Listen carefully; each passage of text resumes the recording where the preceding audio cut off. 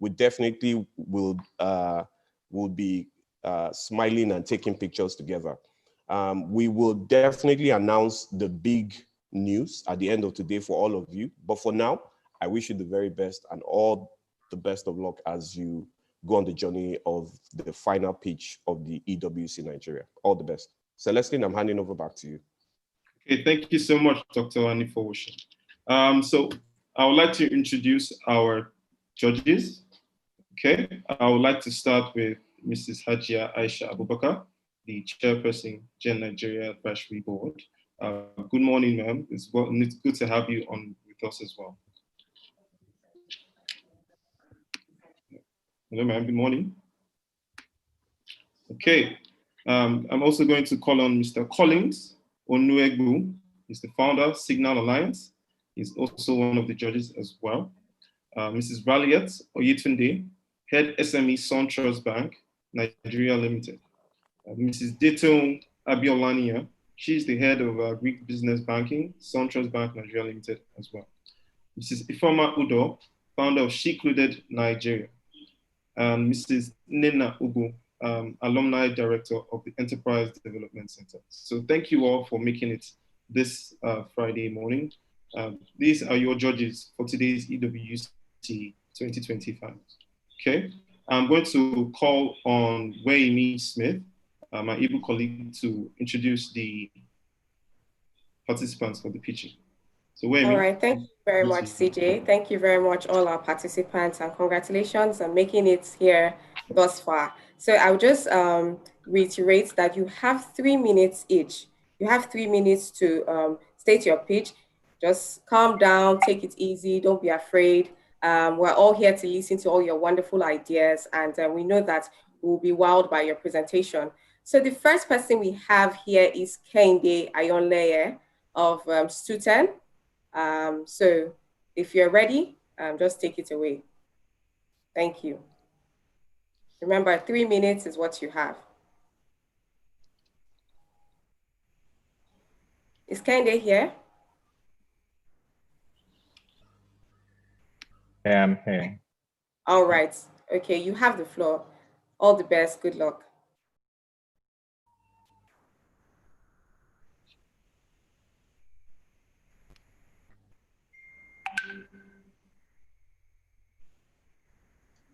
Oh, I think you got the wrong candy actually. Sorry? Kehinde Ayonleye. Okay, if you're not ready, we have Ungu Ogbonna Prince, Green Era Technologies. Are you here, please? Yes, you're here. All right, so you can start. You have 3 minutes. All the best.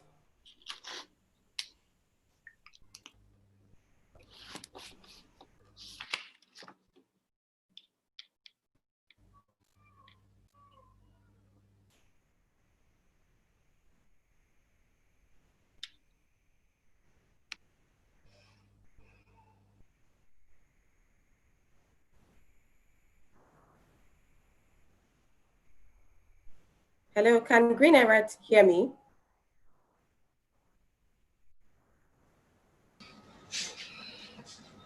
Hello?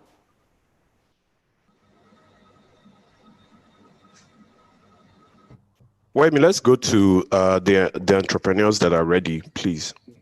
Okay, so I will just mention the other entrepreneurs that are here. We have Chinwe Owoji Arowolo, Farm Innovation. Please, if you're here and you're ready. Gift is here. Gift is here. All right, Gift. Yeah.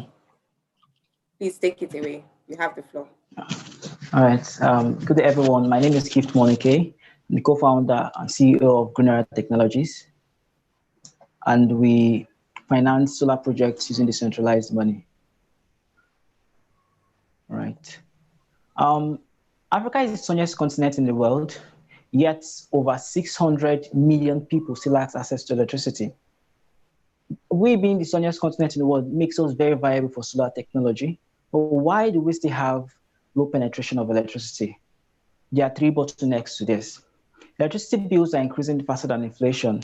So even if the government decides to include meters and everything, the bills keep increasing. Another thing is installing solar energy is often too expensive because of the high upfront cost.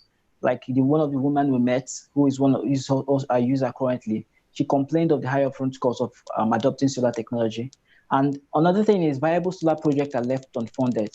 You can't go to the bank to ask for loans or ask for money to build solar projects because you may not really have the portfolio to ask them for that. So we are bridging the gap by being a web platform whereby anyone around the world can buy and lease solar cells and earn from the cells too. And we make this very competitive and flexible. We make it customized to the particular location we are having our project, and you can directly invest and get returns that exist conventional alternatives. And also, we are very transparent because we're run on a blockchain platform. And this is a product. Initially, before this time, we've been doing this manually, but now we are launching our product this month. We are currently undergoing the beta test, and Forbes recognized this and supported us with Amazon Web Services worth $100,000. So far, while doing it manually, we've been able to crowd sell for 2 projects, generated $3,500 in revenue. We've gotten 30 funders were part of the project and have impacted over 150 businesses. We've been recognized by different international and local organizations for our work. So our unique advantage is we are the first in sub-Saharan Africa to stream solar energy revenue using blockchain connected smart meters. And we give our users 0 upfront cost, so they don't need to worry about paying upfront for anything solar. We just get them connected because we're using decentralized money, and they don't need to worry about maintenance costs again because we are using the mini-grid approach. So our market size is very huge. It's the $30 billion industry. And for in terms of people that will crowdfund, more than 3 million people have pledged donations for cleaner alternative in Africa. And the peer-to-peer financing market capitalization is up to $6 billion. So our business model, how we'll work on each project, we get to a community. We use the influence of market leaders or community leaders and the influence the women vendors and local people there. And we install the solar mini grid at 0 upfront cost. And for anyone who wants to fund the project, the average fee is $4 and the person earns per kilowatt $0.05. And this is the breakdown of how the money is distributed. 6% goes for insurance, 16% for service fee, and 78% goes back to the investor. So we're a team of passionate individuals with skills ranging from power system engineering, environmental technology, artificial intelligence to business and finance. Thank you. Thank you very much. Thank you very much for your presentation. All the best wishes. I will just call on the next participant who will pitch. Thank you very much. So you can.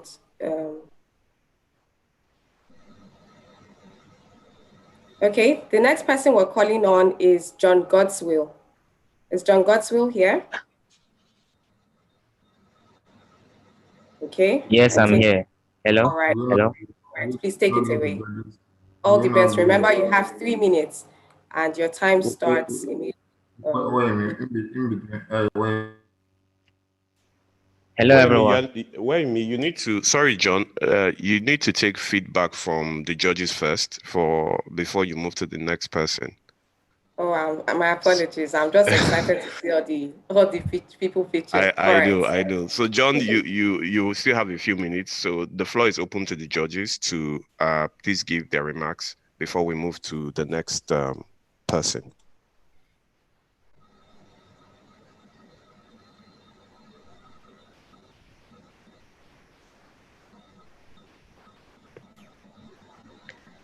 Well, I think he pitched very well, but I couldn't see his face. So I don't know if that's the way it's supposed to be or...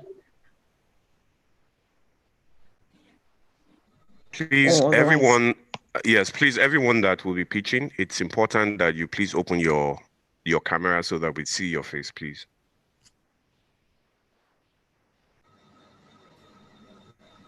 Okay, thank you. That was a very good presentation. And Thank you. thank you. You identified a need and you are providing solutions to it at this critical time. This is a very good business. Thank you. Thank you very much. Okay, this is Betty Ebuna, and my name was missed out among the judges, so I just want to introduce myself. I agree with Madam Aisha and Raliat. The most important thing is that the projection of the voice was there, which is very good, and he kept to time. Although some other things like he mentioned are not there. But the most important thing as the teacher is that you have to be projective with your voice and then try to keep to time. So well done, Gift. Thank you, ma'am. Okay. Well, it's not easy. This is Nena, and I must congratulate you, Gift. This is a very good one. It's not easy also to start first, okay? But learn to project your voice, learn to communicate what you really are doing very well. And I loved the way you did it, okay? I wish you all the best. Thank you. Thank you.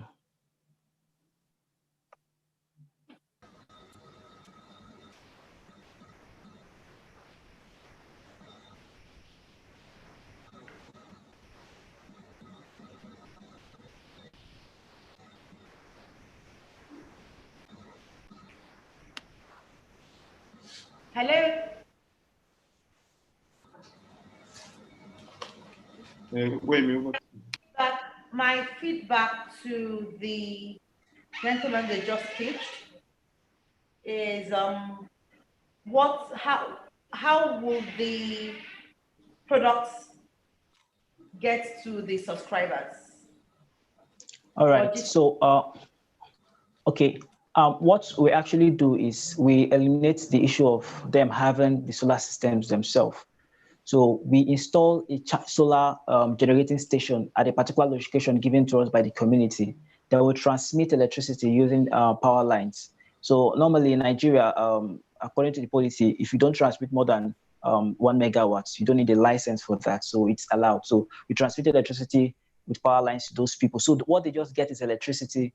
We do the work of maintenance. We do the work of whatever thing. They don't need to pay any amount of money. We install everything for them at zero upfront cost. So they don't need to get any physical product at all. What they just need is, so far your house is able to get, the way you connect to normal PHCN, the same way you connect to us, and the same way you are charged by PHCN, it's the same way we are charged, we charge you.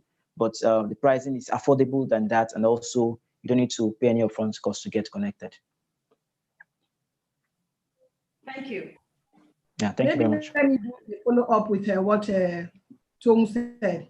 Now, in terms of maintenance, do you put everything in as a total package, or is there any fault that you come to that now, to maintenance, solar mini grid is designed to last for at least 20 years. And the maintenance is always done within 6 months. You just clean the panel. That's one thing about solar systems. So the maintenance is almost zero on our side. So the issue about maintenance that happens with the kits people buy, maybe if they buy a personal solar system for themselves, is, for instance, if it gets spoiled, they'll have to look for an engineer to repair and everything. So we factored everything in the customer acquisition costs. And it's for it to get to them, customer acquisition cost is $4 to get to them. But on per head, the lifetime value of them in 5 years, which is the average contract, there is $2,000 per head. So we factored everything out in what they are going to be paying as a subscription. Okay, thank you. Yeah, thank you, ma'am. Sorry, well done, Gift. You've done very well. Thank you. How many jobs do you think will be created by this? All right. Now, one, we are trying to revive jobs. Like currently, because of the COVID situation, a lot of persons cannot resume their jobs. But we're getting a lot of feedback that a lot of persons returned to their jobs because they're able to get affordable electricity, because a lot of businesses here operate majorly on electricity. So one, we are reviving jobs, like bringing them back and reducing their running costs, because majority of the running costs is on electricity. And two, for the installations and getting of projects, people are involved. We hire people to install this station, this mini grid station. We hire people in getting people connected, even on the technical parts too. Jobs are being created. So it's a two-way thing. We're reviving jobs, at the same time we're creating new jobs through the work we do, the actual operations we undergo. Okay, thank you. Yeah, thank you very much. Okay, Joe. Thank you very much. Aisha, I wanted to say something. I just want to ask. I have a company that has pitched me, and their name is also Greenpeace. Why should I buy from you? And we share the same compound. Why should I buy from you? Okay. You are not buying a product. We are offering you a service. And for you to buy something, it means there's an upfront cost to it. But for us, you don't need to even ask to buy. You get connected, then you now continue. It's just like maintenance payments. So our own major competitor is the PHCN. That's because it's already established that you always pay monthly charge, bills, and everything. So it's already established. That's that. But you have to pay upfront in terms of getting wires, getting the poles to your area, and even the cost they charge you for the bills is something else. So what makes us different is that you don't need to pay any initial amount because we are sourcing the funds. So the burden of getting that into you is not borne on us. People earn through it. So we've eliminated that issue of trying to make you pay for what you need. So it has been splitted. So that's what makes us different. Other persons, you have to pay upfront, and the subscription charge is very, very high. Okay, thank you very much. Yeah, thank you. Okay, thank you to our able judges. I don't know if we have anything else to say to him before we call on the next participant to pitch. Okay, hi. Gift. My name is Ifoma, and very nice pitch. I think my feedback would be one. I mean, you have 3 minutes, and 3 minutes to pitch a business is difficult. But the first thing first is that I feel that you should be very strong in your intro. So Nigeria has a population of 200 million people. And one of the biggest problems is infrastructure, and electricity is one of them. I'm here to solve that problem. You know, catchers always know that the attention spam. The first 3 seconds for a pitch always matters. I like that you showed traction. You gave your traction. I like that you gave your revenue. But I didn't see anything about your team. Okay, my team was at the end. Perhaps with permission, I could show my slide. So we have skill sets ranging from power system engineer. No, it's just fine. This is short feedback. Just mention highlights. All right. Just highlight my team comprises of this. I'm trying to do this. So yeah, that gives me confidence that you have it all figured out. But yeah, it's a big problem you're trying to solve, and it's a very valid problem. So thank you very much. Thank you for the feedback, ma'am. Yeah. All right, thank you very much. I believe that's all the feedback. If we don't have any other feedback, I would let the next participants come on board. Is that all we have? Okay, I'll take that as a yes. All right, thank you, Gibbs. You can turn off your video and make room for the next person. All the best. Okay, is Godswill ready? Yes, I'm ready. Okay, Hello? fantastic. All right, remember, you have 3 minutes to pitch, and then you have 3 minutes for feedback, for the judges to give you their feedback. All the best, and you can take it away. All right. Good morning, ladies and gentlemen. My name is John Godswill, team leader of ROMAC. And today, I'm about to show you how ROMAC proposed to change the face of carpentry and recycling in Nigeria for good. In Nigeria today, our population is rising exponentially, as well as solid waste and demand for timber. Nigeria generates 32 million tons of solid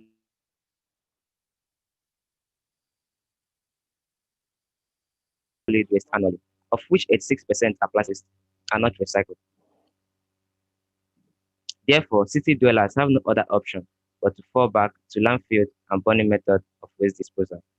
To make matters worse, the Nigerian Federation has lost 91% of its forest cover due to the high demand for timber, majorly for construction purposes.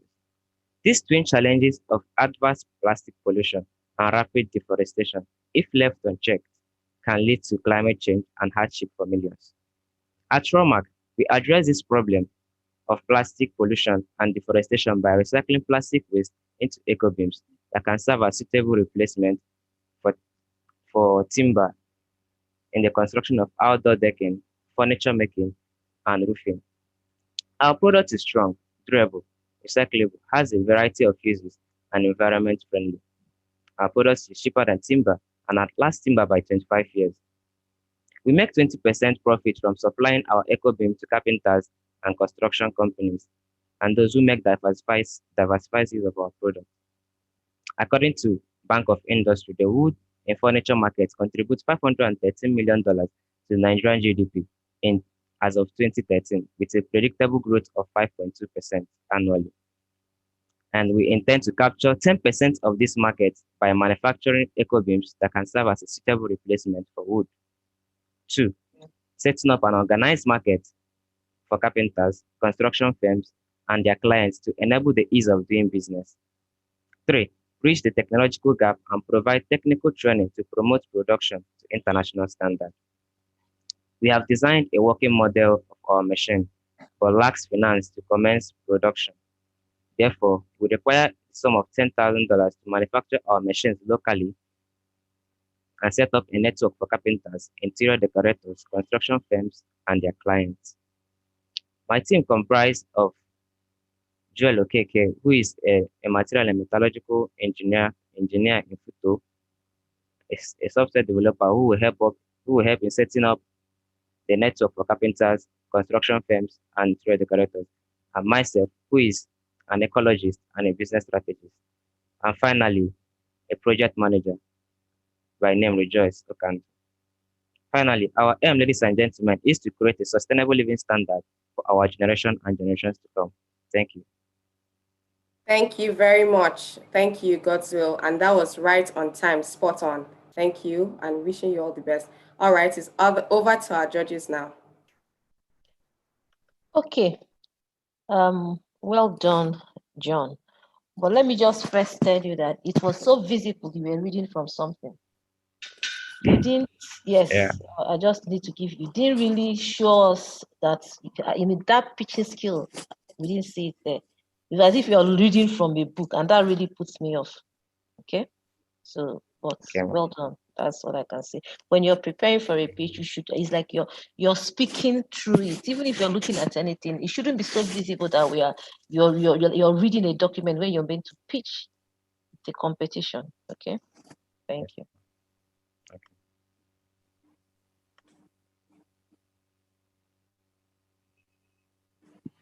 Hi, Godwin, can you hear me?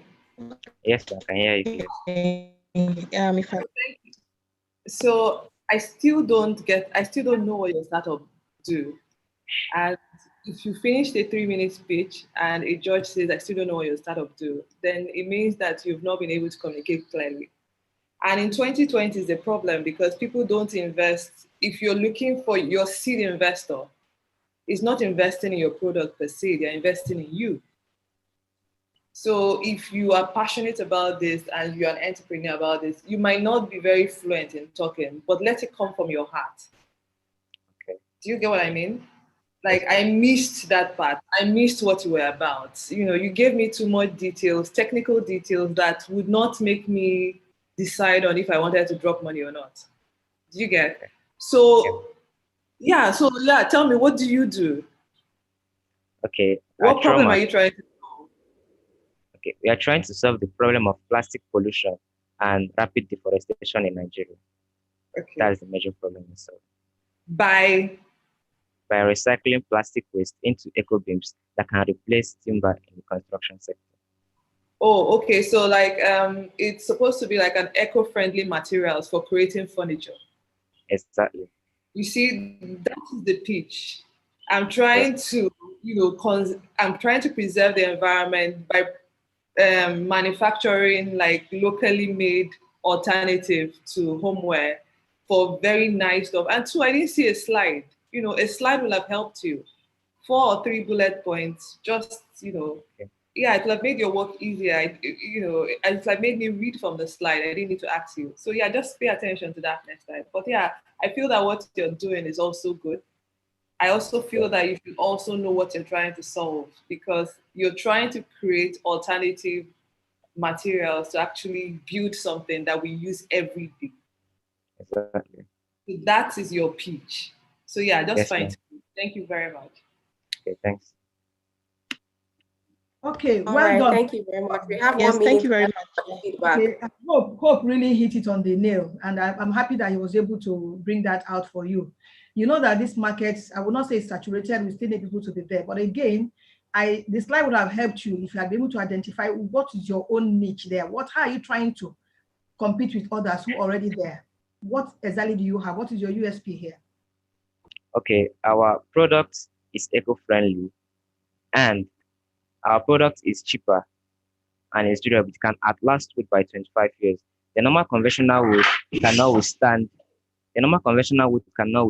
harsh door activities. Also, it rots and splits, but our product can beat all of that. That's our USP. It's cheaper than the normal wood and it can outlast wood by 25 years. Okay, over to you, Wemi.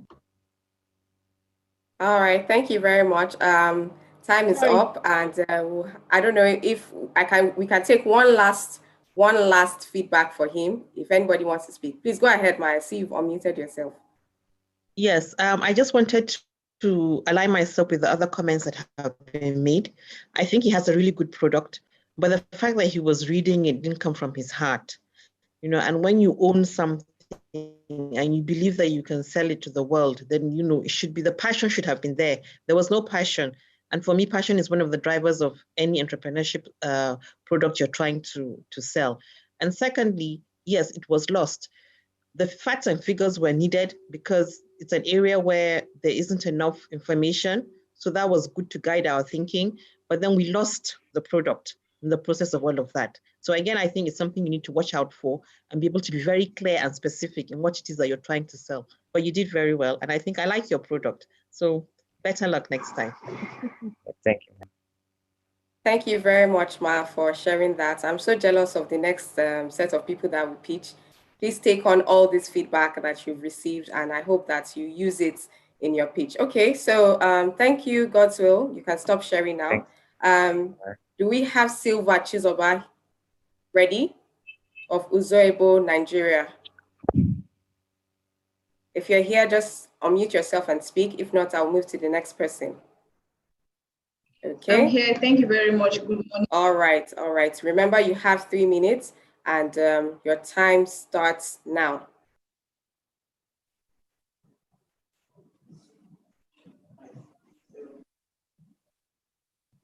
Hello. Hello, please kindly confirm if you can view my screen. Yes, we can hear you. We can see your screen. Okay. All right. All right. Thank you so much. Good everyone. My name is Ahanonu Chizoba Silva, co-founder of Onuegbu, Nigeria. There is a problem in Africa. The amount of food wasted in Africa is enough to feed 3 million people. And this is enough food to address the epidemic of malnutrition, food security, and hunger.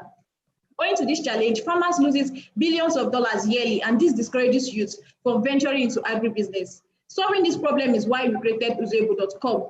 Our solution, Onuegbu.com, is a digital online platform for marketing and selling raw and processed agricultural products made in Nigeria for the sole purpose of reducing food wastage, improving health, creating wealth, and decongesting the Nigerian markets. The platform has 3 sections. We have the vendor dashboard, we have the admin dashboard, and we have the landing page.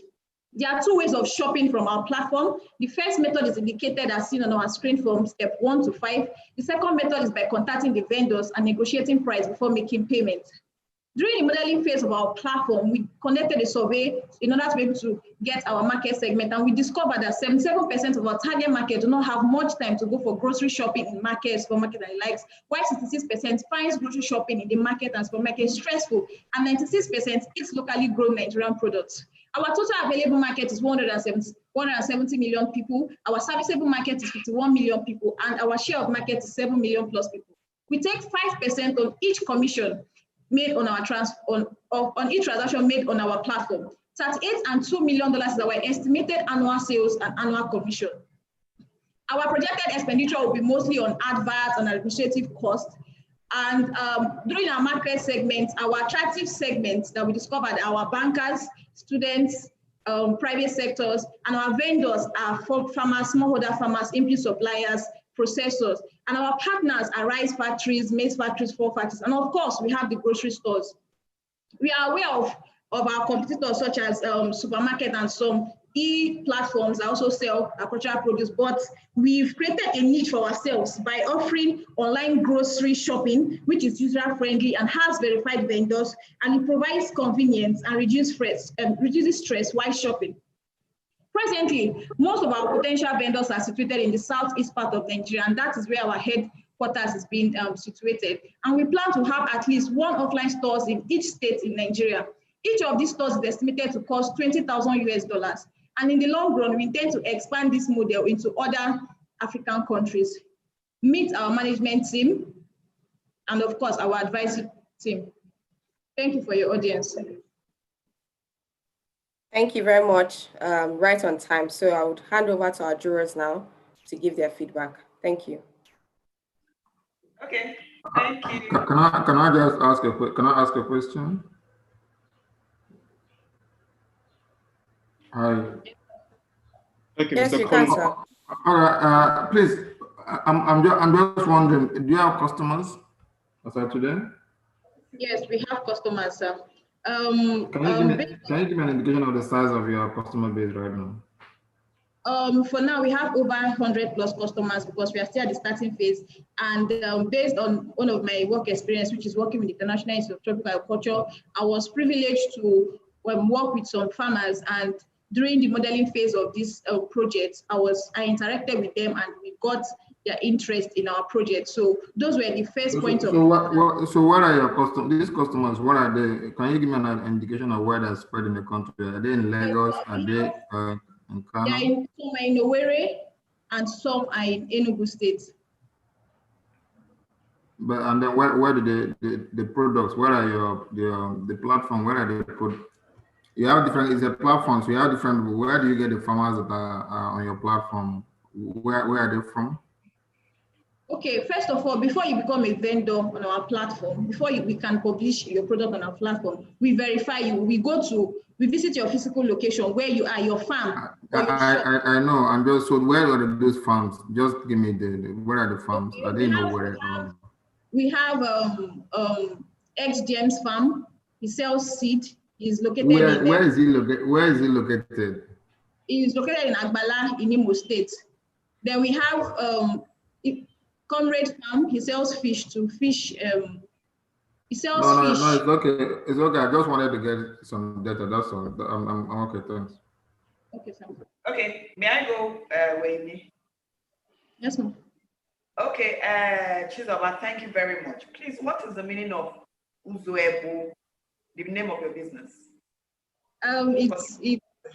It doesn't really have any meaning per se. It doesn't have any meaning. It's just the name you found. We feel it reminds us of where we come from and it reminds us of the people, the Eastern farmers. So it's just a name we coined for our business. Okay, that means as an entrepreneur, you're very myopic in your outlook or what you intend to get. You're not thinking globally. Because if you are thinking globally, you wouldn't pick that name. That is one. Two, your name does not depict your business. It's just a name. There is nothing to show me what you're doing. And unfortunately for you, what you think you are doing and you have no competitor, they are all over Lagos. Yes. I do it personally. I do it personally to select customers. So what you are simply doing is meeting or doing this convenience that you're doing. So I don't think you've thought this through. It's nice that you are engaged, your team is engaged, and I like the fact that you've put sort of corporate governance in place. You have an advisory board. However, your business model needs to be retweaked. Your business name needs to be retweaked to depict what you do. Then your niche that you've carved out for yourself. The people in the Southeast, I don't want to be cheeky, are they not closer to the rural farmers to going to market than Lagos where we have traffic and what have you not? Is there a need for this particular gap you're trying to fill? Have you seen that people can't go to get this and you're trying to fill it? So I think you need to go back and revisit your business model. That's my thought. Okay, ma, can I respond to that? No, it's just for you to take my take home. It's not to argue. Chizoba. Yes, ma'am. My name is Dayton Wabiolanio. Okay. Aside from what I'm doing here right now, I am a farmer. And as Rajat has said, we're in this space. I do this every day. What I expect you to have done is to look at what others are doing in other places. So I saw in your presentation that you're the first in Nigeria. Nah, because I do the same thing. However, there's an opportunity in what you want to do. You just have not articulated it very well because you have not done your market research, your competition research. You haven't done it deeply. You just assume it's as if you woke up one morning, you saw an opportunity because COVID came and everybody was locked down at home, and you thought this is what you should do. Every business requires an in-depth analysis. You have a good concept, but you have routed it in the other direction that you should be going.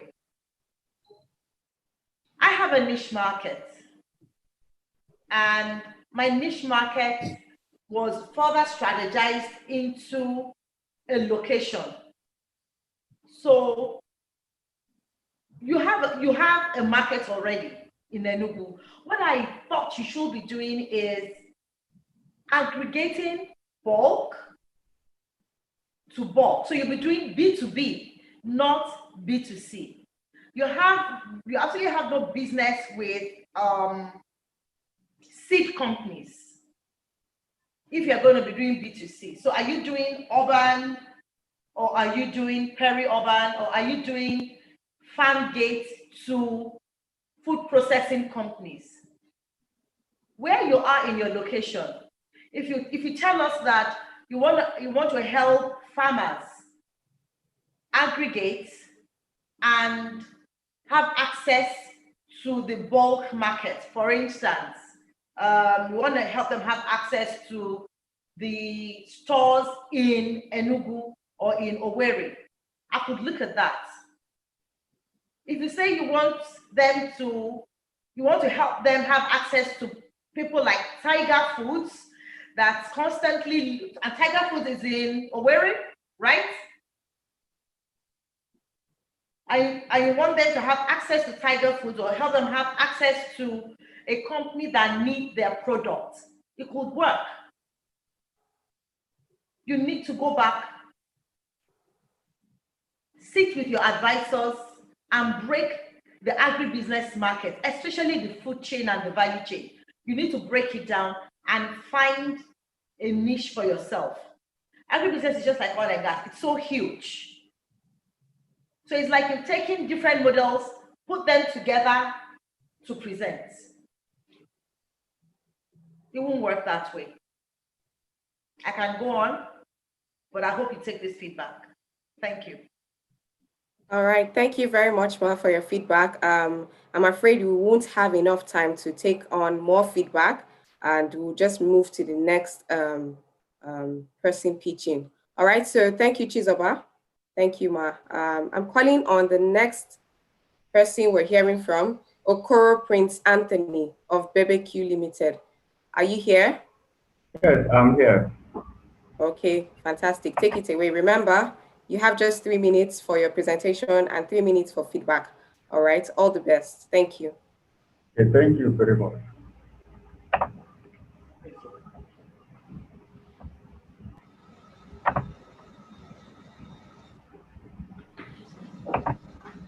Hello, can you see my slide?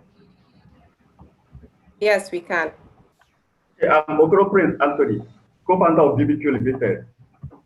Ebonyi State, Nigeria have abundant agricultural waste. Instead of wealth creation, rice huts have become a serious threat to the environment. The unutilized rice huts in the rice mill generate millions of tons of CO2 when born. This increases environmental degradation and death associated with respiratory disease. Our solution, biopower, converts rice husk into pure gas for combined heat and power generation to electrify off-grid homes and businesses. Biopower is a simple, modular, efficient, sustainable, locally built and maintained gasification system with secondary producer gas filtration capacity. The system was designed based on mass flow rate of producer gas required to power the plant at full load. The output of our biopower will be used to power single-phase load or three-phase load, as the case may be. In Nigeria, more than 30 million households do not have access to electricity, and majority of them stay in rural and isolated locations. Our target market is in Abakaliki in Ebonyi State, and we have estimated 300,000 households, 6 people per household. Our minimum selling price of electricity is 3.6 naira per kilowatt hour, and from our 300,000 households, our monthly income will be $1.03 million, and our annual income will be $13 million. Our major competitor is EWC, and our competitive advantage is that we are affordable, reliable, closer to our customers. Our systems are easy to deploy, and we have high power quality. We have initiated plans to install our first 500 kVA biopower in Abakaliki rice mill, and we have plans to extend to other local governments in the state because the states have abundant agricultural waste. We also have plans to extend our business to other states in Nigeria, like Enugu State in Adai and Benue State or Supo and Alede. To deploy a unit of 500 kVA biopower, we cost 153,000 USD. This our management team. We have the project coordinator, the business analyst, and the system developer. We have gotten recognition from Africa Energy Forum and Nigeria Energy Forum, and our partners are NASENE, SEDI, Laboratory of Industrial Electronics in the rest of Nigeria and Africa. Our vision is to reposition Africa economy by making off-grid power solutions accessible to all. And our mission is to shine light on the path of off-grid homes and businesses. We aspire to be among the leading off-grid power providers in Africa, and we believe that this EWC challenge will expedite our direction. Thank you for your audience. Thank you very much. Over to our jurors now. Prince. Yeah. Okoro. Prince, a couple of questions for me. Okay, sir. Oh, am I there? Somebody, please go ahead. Yes, somebody was already speaking. Okay, hello, Prince Okoro. Yes, I can hear you. I am very impressed that you have looked at waste, rice husk, and you have also found a solution to manage waste. So this is waste to wealth. Quick questions. Have you done a proof of concept? When we modeled the biopower, we have designed it, and it is undergoing prototyping in SEDI because this we use it to submit an application for Africa Energy Idea competition, and we have gotten recognition. And I was invited in Lisbon to represent Nigeria in Africa Energy Idea competition in 2019. So that is where I have met a lot of people in bio business, like European Bioenergy Products. The director there in Europe is Patricia Tonle, and I'm in touch with her. Prince Okoro, my question was, have you done a proof of concept? Yes or no? The project currently is on prototyping stage. So you have not concluded the proof of concept. You're still in the process of prototyping. Yes, ma'am. So what you have presented to us is not proven yet. Yes. You know, okay, let me explain some things for you. Please, yes, I want to explain some things, okay, so that we understand the background that I'm coming from. Okay, go on. You know, our system, we modeled it to be 500 kVA, and it's a very big system. And to prototype this type of system requires a very heavy fund. So getting that fund from us as startups is very, very costly. That's why we are collaborating. Like the Life Lab in West of Nigeria and Africa. So we are sourcing for funds. And the basis of the prototyping that we have started developing in stages is any fund that we get, we will use it and invest in the prototype development. But I am... Okay, so I'll ask this next question. Huge project, is it possible to scale it down? Yes, it is possible to scale it down, but we targeted Abakaliki rice mill, and in that rice mill, they have more than 1,000 rice mills there. So we check the output that we will be able to supply to that location. So that is why we made our design to be the output of the power to be 500 kVA. But we can still scale it down and cascade. So we can start with something like 1 kVA, 2 kVA, 3 kVA. So we can cascade it. Okay, so let me now give you a feedback out of all the questions I was asking you. Okay. You've got a fantastic idea. You've got a great idea. It's really workable. But I wanted to guide your thoughts. That's why I asked if you can scale it down. Half of the challenge of us entrepreneurs is we have a huge idea and we want to run with a huge idea. But you have already answered the question yourself. I would suggest that you scale it down. Bring it to something that, may I finish, please? Scale it down. Yes, I mean, the waste is not going to go away. The rice husk can be kept. I know that. It's not going to take away their potency. But you can scale it down so that you understand and then do your proof of concept and then cascade it gradually so that you would make your mistakes over the scaled proportion and learn from it. And that's my feedback. Okay, thank you, ma'am. Okay, thank you very much, ma'am. Hi, I was trying to ask an initial question, but my colleague has already asked it. A couple of things I would like to find out. So, I mean, I like the idea that you should have done a smaller prototype. You know, nothing says you cannot prototype and then expand it and build up on that. But I want to ask, so particularly, supposing you build this out to 500, is it 500 kVA, right?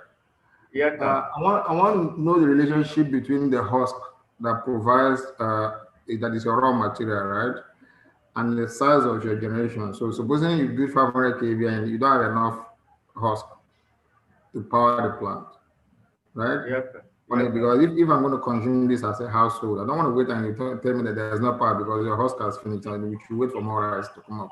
Please try again later. Thank you. Can you, that's just if you can just give me the correlation between making sure that you have constant supply of your raw material and ensuring that I have electricity in my house. Okay. If you watch the slide of my problem statement, you will see that there are a lot of rice husks behind us when we went to do our survey. But the availability of rice husks in Ebonyi State is more than 54,000 tons. And in Ebonyi State also, each compound, from Ebonyi State, each compound have rice farm. And rice farm is also regenerative. You know, it is renewable. We farm rice every day. So the raw material, this rice husk, is readily available. And they are burning it. If you go to Abakaliki rice mill, it is like a mountain there. Okay, I hear you. Look, I think that is a serious problem, and I like the idea is good. But as I say, you're prototyping it. If you can do a smaller prototype, and then see some of the problems you have around supply and all that stuff. Maybe to help you build a bigger business, but the opportunity is there. Thanks. Okay, thank you, sir. Thank you very much, sir. Unfortunately, again, we've run out of time to receive more feedback. So we have to move on to the next person. All right. Thank you. It's not easy to win all these amazing prizes. You have to, the judges have to really ask you a lot of questions. All right. Thank you, Mr. Prince Okoro. I'll call on Kenny Williams, Stan Lab. If you're ready, please take it away. Right, thank you very much. Yes, I'm here. Great. Thank you very much. All right, so my name is Kenny Williams. I'm co-founder of StanLab Limited, and it's a privilege to be here to present what we are trying to do with a massive technology in order to achieve superior learning experience. But before I go into the details of what we do at StanLab, let me just quickly intimate you with a why. So we discovered that there is a huge problem in terms of STEM education in Nigeria, in Africa, and also across low-income Asia and Latin America countries. But using Nigeria as a case study, over 80% of our secondary students are failing in the STEM subject. And the reason for this is not far-fetched because over 90% of our schools lack quality STEM laboratories. In fact, the schools that have laboratories are not well equipped. And the reason for this is because setting up physical laboratory is actually costly. And we discovered that the consequential effect of all this is that a lot of our students they are not able to match up or get the required grade they need to go into a higher institution to study, core STEM subject. And the effect of all this to the nation and to the continent is that we keep lagging behind in terms of technological advancement. And we know that a country that is lagging behind in terms of technological advancement is going to lose out in other aspects of national development and all that. This is a typical example of a science laboratory in a school in Nigeria. And the beautiful thing we are trying to do in StanLab is what I'm excited to share with you all this morning. So StanLab is a 3D virtual laboratory application that allows students to simulate science experiment and also control the simulation as they perform their experiment in an hands-on manner, doing it on a computer as they would have done it in a physical laboratory. What I mean by this is that this application allows you as a student, to carry out your science experiment on your computer virtually. Everything you're going to do in a physical lab, you can now do it on a virtual computer, and this is just beautiful, and it helps solve most of the problem we've iterated. Now, the benefit of this is that it brings down the reduction of lab maintenance because you don't have to keep going into the laboratory every now and then. You can just have this done on your computer. And also, it gives students ample time to intimate themselves with these particles, STEM subject, and all that. I remember being a student, I only had access to a physical laboratory twice in my entire secondary school experience. Now, StanLab gives you the advantage of going into a virtual laboratory and practice everything you need to do again and again until you achieve what we call reinforced learning.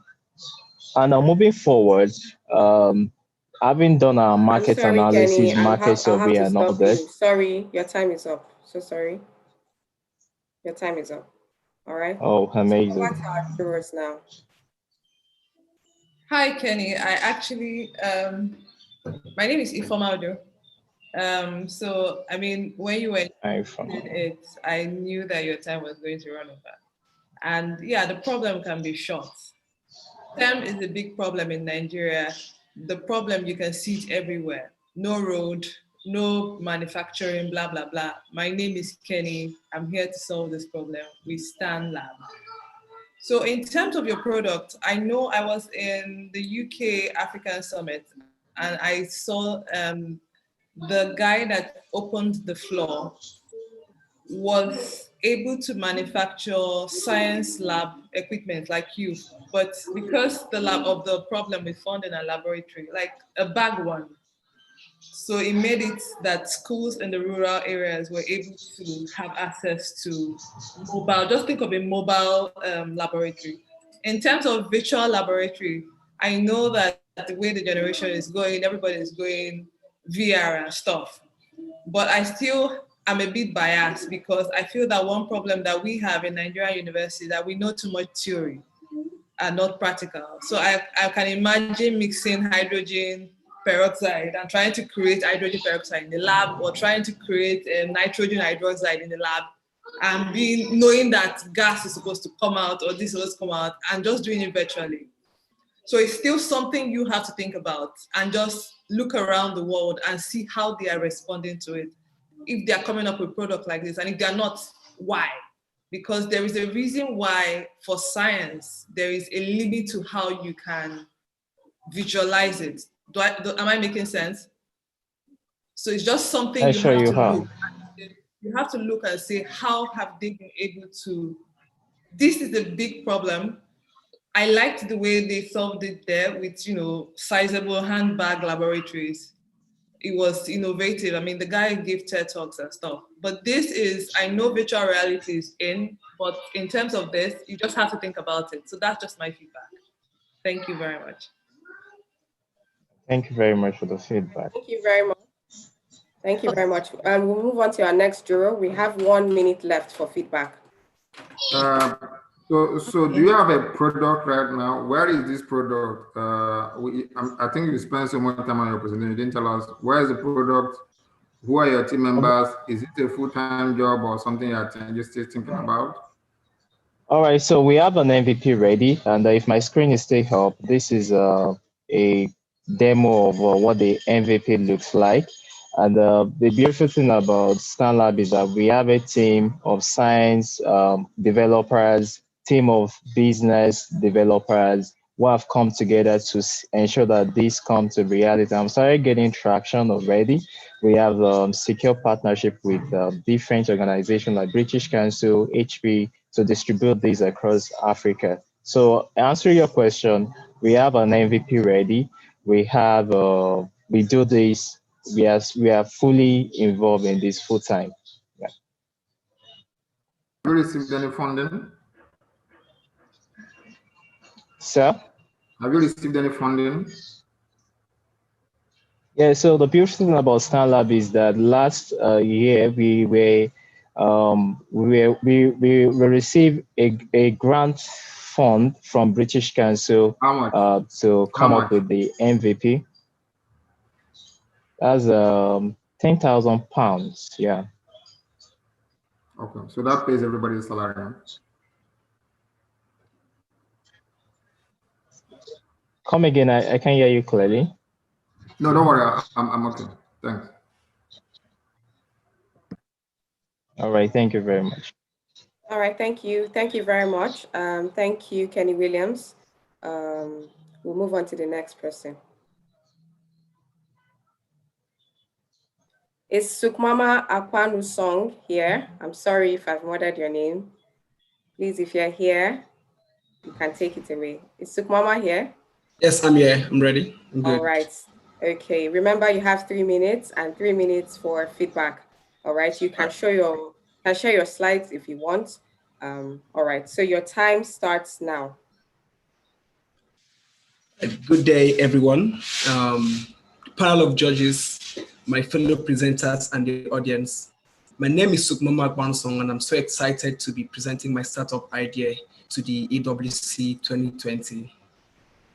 When I was just 15 years, I was diagnosed of a deadly liver disease, and I was put on an antibiotic therapy, which actually wreaked havoc to my immune system at the long run. But the problem was the diagnosis was wrong. And looking back to that experience today, I can only point out that lack of data and health history was the reason for this mishap. But my case is not unique. Every year, thousands of Nigerians die for diseases that could easily be prevented or treated due to ignorance, lack of data, and difficulty to access care. This and more. £10,000, yeah. This and more are the reason, are the seeds that actually birth FarmFit startup. Our family fitness platform gives you a better control over your health through preventive and curative health content, medical data management, as well as linking you to legacy healthcare systems. With our FarmFit app, you can access up-to-date preventive and curative health contents, create and participate in fitness communities, mine and manage your data, while connecting you to doctors, diagnostic centers, and clinics close by. With our app, we are particular about data because we believe that with data, we can actually predict the health risks of our users, while also informing them on or advising them on behavioral changes which they can take to be able to solve their issues. Let's take a brief look at our markets in Nigeria. We have a comatose healthcare system with about with a ratio of 2,400 doctors to 1 patient, life expectancy of 52 years, and less than 95% of people owning a health insurance policy. This gives us an opportunity to solve a problem while also staying profitable on the long run. We intend to enter the market and target the baby boomers section of the populace who are in dire need of healthcare services because of their age. But our eyes are also on the people at the bottom of the pyramid who cannot access affordable healthcare through social insurance, charity services, and sanitation programs. Over the past 6 months, we have been testing the market and getting feedback through our Get Fit with Coops page, where we sell our fitness programs, and our 15,000 list of email subscribers, where we teach people how to take care of their health. We understand the level of issues at hand, and we know that once we scale, we'll be able to make revenues in 8 figures through affiliates from referrals we have with the people who are working with us, and then also selling premium insurance services on the long run. We have a team of experts and people, a team of experts who are passionate about helping to solve the issues of healthcare in Nigeria through data and preventive healthcare education. And we hope that we can get partnership from VCs and legacy healthcare systems to be able to scale and go to markets. We understand the importance of data. Thank you. Thank you very much. Time off. Thank you very much. You. Over to our jurors now. Okay, thank you very much, Sukuma. Very good concept. Thank you. Yes. Thank you. Thank you very much. Thank you very much, Sukuma. Very good concept. Thank you. Yes. Thank you. Thank you very much. Very good concept. Very good thing you're doing in the health sector. But I'm struggling to find out, do you have any sustainability model now? How are you going to sustain this, and how is the money coming? Actually, for now, we have been making revenues of the bills or out-of-pocket payment that our users make with them. So this is your platform. I'm trying to understand. So you are selling data. You are providing data. You started by saying you are providing data, right? We are actually trying. Okay, sorry. Is that what you are? So what exactly are you providing? Is it accurate data? Is it the referral system to tell where hospitals are? I'm just trying to understand the business, because I want to find out how you are going to make $55 million in 2023. So just explain to me. Okay. Telling exactly what? Actually, imagine an app where you can get informed with preventive healthcare education. You can also buy healthcare services like pharmaceutical services, herbal supplements. We also intend to design a fitness kit, a gadget whereby we can help to track users' data, track their fitness data, track their health history. Like a Fitbit watch. Yes, not like a Fitbit watch on the long run. That's when we scale. You want to compete with Fitbit? We are not competing with Fitbit. We are not competing with Fitbit. We are trying to help users mine and manage their data in one place, have good control of their data to be able to make informed healthcare decisions and also manage their health risk. So, but we intend to make money because we have like the upstream and the downstream. The downstream are actually our partners, which are hospitals, diagnostic centers, clinics, and pharmacies. So each user that we refer from our platform to these people, we actually get commissions for whatever spend our users make with them. So that's how we stay profitable on the long run, apart from the sales of our own product, which we intend to manufacture and produce, like our gadget, our fitness gadgets, our nanotech diagnostic strip, and also our herbal supplements, which we want to produce on the long run when we scale. But for now, we are staying profitable and trying to run make some money through sales of fitness program in our Get Fit with Coop's Get Fit with Coop website, as well as just normal fitness gadgets and health supplements for the time being. Health supplements, is it NAFDAC approved, your health supplements? Yes, they are all NAFDAC approved. We actually partner with Pew and DXN, which are actually verified supplement producers who are FDA and NAFDAC approved. So are you pitching, so your current business is to sell health supplements, but your future business is to build an app? That's how we are actually learning. You're not pitching what you're doing right now, you are pitching what you want to do. No, actually, we are trying to learn the markets, get feedbacks through this, but we are actually prototyping our app, which is going to be launched by the end of the year. So when we scale, we can be able to make revenue. But to be able to study the markets, gain feedbacks, while also making some little revenue to keep us going at the moment, we intended to be selling fitness programs and supplements to our 15K subscribers we have on our email list for now.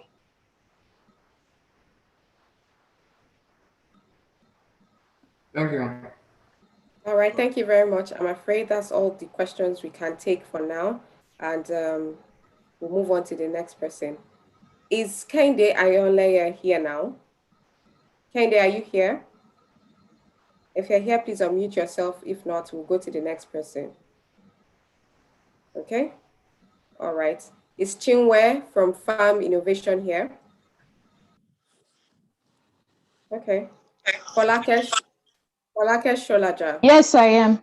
Yes, Chinwe is here. Okay, yes. Chinwe, you can take it away. Remember the rules. Thank you and good luck. Thank you.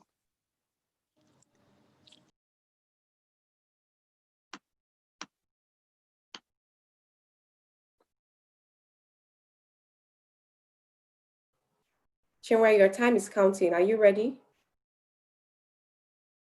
Or would you like someone else to have a go?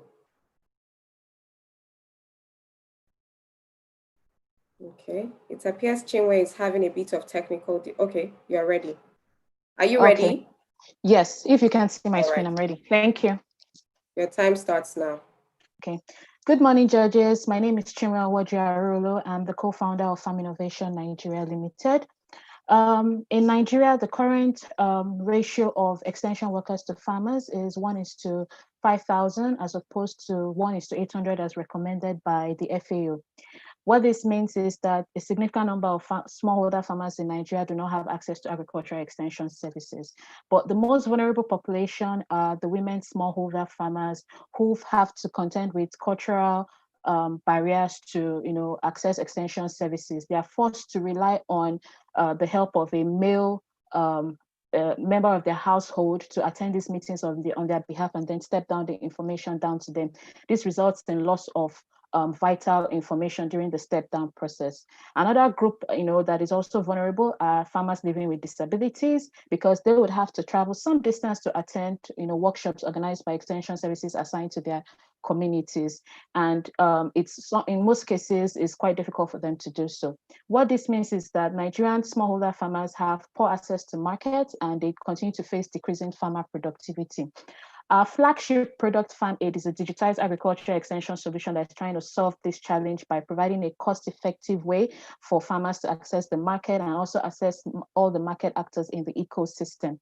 We're doing this by combining USSD, interactive voice response, and short messaging services to reach farmers in their respective locations. Additionally, they can call our call center to get information on weather advisory services, on commodity pricing, or on which market actor is present in their location.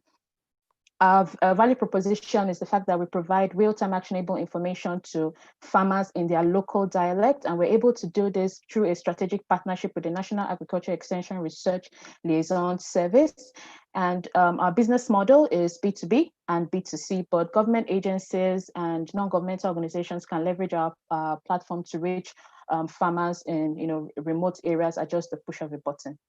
Currently, we have over 39,000 farmers registered on our platform. We're present in 6 northern states, including Kano, Kaduna, Jigawa, and Borno. We're working across 6 value chains, and we've been able to record some traction in terms of calls received and SMS sent. We also have over 250 market actors, as shown on the screen here. Our goal is to, be present and take our services to select African countries by year 4. We plan to break even by year 2 and become profitable by year 3. We are an agtech company that helps farmers improve their processes, increase their yield and their income through technology. And we're able to do this through the help of a cross-functional team that comprise of business development experts, agronomists, and software developers. Thank you. Thank you, Chinwe. Right on time. All right, over to our wonderful jurors. We would like to hear your feedback.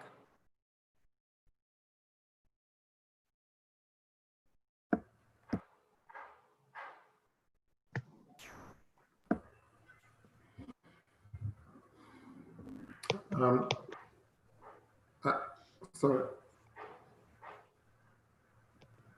Hello, do we have questions for Chinwe? First of all, I was wondering, did she have a presentation? Was she supposed to share a presentation? I didn't see any presentation. Was she working with a presentation? Yes, I did share that, but unfortunately, I've been experiencing technical difficulty. It didn't show, but I can try to project again. Okay, have a go at it, Chinwe. If you can share your screen so we can just see. Okay. Please confirm if you can see. We can see it, but you're on the thank you page. All right. Okay, sir. Okay, I was just wondering because I noticed that the way she was talking is like she was beginning a presentation, but I couldn't see the presentation. Oh, I'm sorry, sir. Where is your office located? Are you located in Lagos or in Kano or in Sokoto? We're present in Abuja, but we also have onboarding officers present in the 6 states that we're currently we're working with. Okay, so the 39,000 people you have field officers who go to the farms. Yes, they go from door to door, but the major way we've been able to onboard the farmers is through USSD technology. So we advertise a short code and the farmers just have to dial that code and then they're onboarded. What the onboarding officers are for are to provide technical support for farmers who are unable to use, those services. How has COVID affected your business model? Is it positive or is it negative? I would say it's very positive because we've had we have microfinance banks, reach out to us, who have not been able to engage with the farmers that they had provided loan services to, and they needed us to provide gap training using our platform. So it's, it removed that human interaction that would have been traditionally leveraged on to reach the farmers. So right now we reach the farmers directly through their mobile phones. Hi, Chinwe. Hello, ma. I like especially the fact that you're able to break the language barrier. Thank you, ma. Especially for smallholder farmers in the interior, the rural areas. Can you list the products the 6 value chains that you are in? Yes, ma. We're working on rice, tomato, maize, sorghum, cassava, and soybean.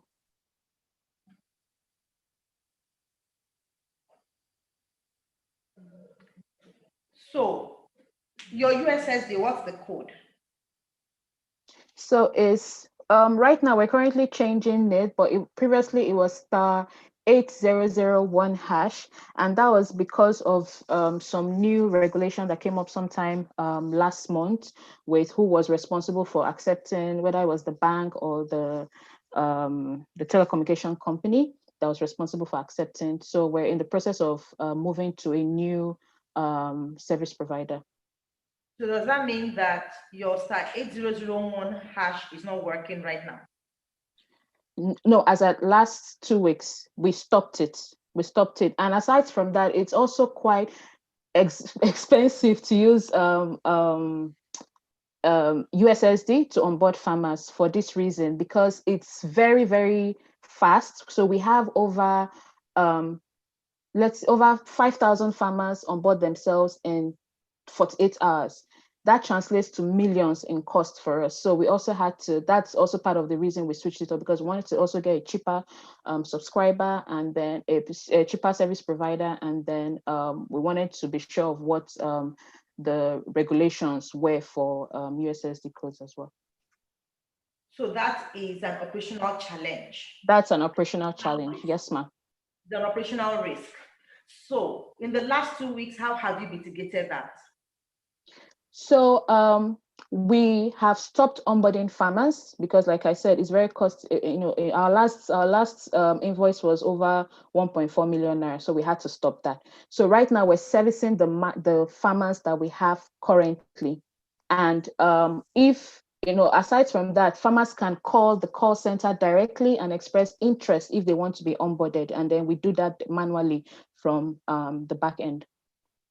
But as soon as how many extension workers do you have now?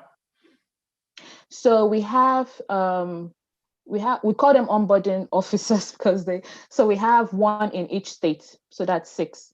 But on the farmer call center, we have 3 agronomists, 2 male and 1 female, that provide support to them.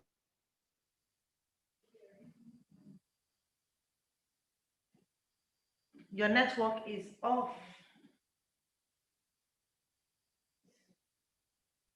It appears she's frozen. Network Hello, ma. difficult. Oh my God. Okay, we can hear you now. Hello, ma. Yes, I was saying that we have 1 onboarding officer in each of the states that we're present in. However, we have 3 agronomists on our call center, 2 males and 1 female, that provide support to the farmers when they call. Okay, thank you very much. Thank you, ma. All right, thank you very much. Thank you. We'll move on to the next person. All the best, Chinwe. Thank you. Is Oscar here? Oscar Obiora of EduPoint. Yeah. All right. Good afternoon. Okay, it's your turn, and your time starts now. Remember to keep all the rules. Thank you. Good afternoon, all. My name is Oscar. So in the next 2 minutes, I'll take you through the journey of EduPoint. Now, in 2018, where the story began, we had Abigail. Abigail is 5 years old, a daughter to Mrs. Omolola. Before we met Abigail, she had used several tutors, and basically, she was having writing and reading challenge. The problem with Abigail tallies with the same problem we have across several states in the country and across the countries in Africa. We know that for the past 3-4 years, there have been millions of people that write the same exam, but have still not met their academic expectations. This tally with the research by Sirius Capital with support from Oxford Analytical and Pantheon EY that says that there will be a rise in need for trained quality professional tutors to meet this same demand. But on the other flip of the coin, what we've seen is that the reason why students are having a declining result outcome is the fact that the tutor to learner engagement is so outrageous. In a class of public and some private schools, you have a teacher teaching over 60 to 100 students, compared to the United Nations that said that schools should have at least in a class less than 20 or 10 in a class to a teacher. So what we've done basically is that we've actually provided a seamlessly user-friendly platform that seeks to connect verified local teachers to deliver a one-on-one lesson for any skill or any subject, just as an Uber for your ride. Our goal is basically to have Africa's most trusted, safe and secure learning platform that will also be a source of valuable income for well-professional tutors that have no jobs. Yes, we have competitions, but what we've done is we've been able to rise up with our complete advantage, such as we are very, very relatively affordable, we are customer-centric, and we ensure that we have a fast response rate to deploying tutors to clients in the shortest time. What we've done again that no other tutorial platform have done is that we've seen school to be our collaborators, not competitors, by also helping them to provide extensions, extra services, such as our Edu-based platform that seeks to help school manage their end-to-end operations. Now, in the market you see, you realize that in Nigeria, over 200 million people is the populace, but more than half of these populations are youth or unemployed. We look at states with significant potential of hiring a personal home tutor. And then we narrow down to Lagos, where we have 20.3 million people. We took an average of 10% of that niche market, multiplied by an average of less than 30,000 naira or 10,000 naira, we get an average total addressable market of $207 million. That is about $35 per class per month. Now, in the past few years, our customer segment has spanned across parents, working professionals, youth, and school teachers, while we are also servicing schools on our B2B customer base. For tutors, we pay them 70% of completed lessons. We get 30% of the commission revenue from the class we had. And then we charge a one-time fee of $8 for every first-time request we have from parents. For the past 2 years, we had 5,000 tutor applications received. And we generated about 12 million naira in the past 2 years, teaching over 100 students directly. Oscar, thank you. You have eaten into your feedback time. So sorry. Yeah. Thank you. Please just breathe out. I know you were really trying to pace yourself there. Just relax, all right? All the best. Yeah. Okay, over to our jurors so that Oscar can breathe easily. Do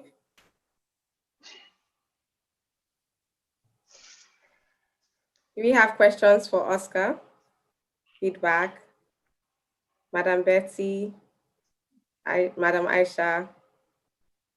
Well, let me ask. Let's not abandon him. Let me ask a question. Okay. Thank you. Oscar, thanks. So the question I'm going to ask you. So my understanding is that you have an online platform for teaching kids, right?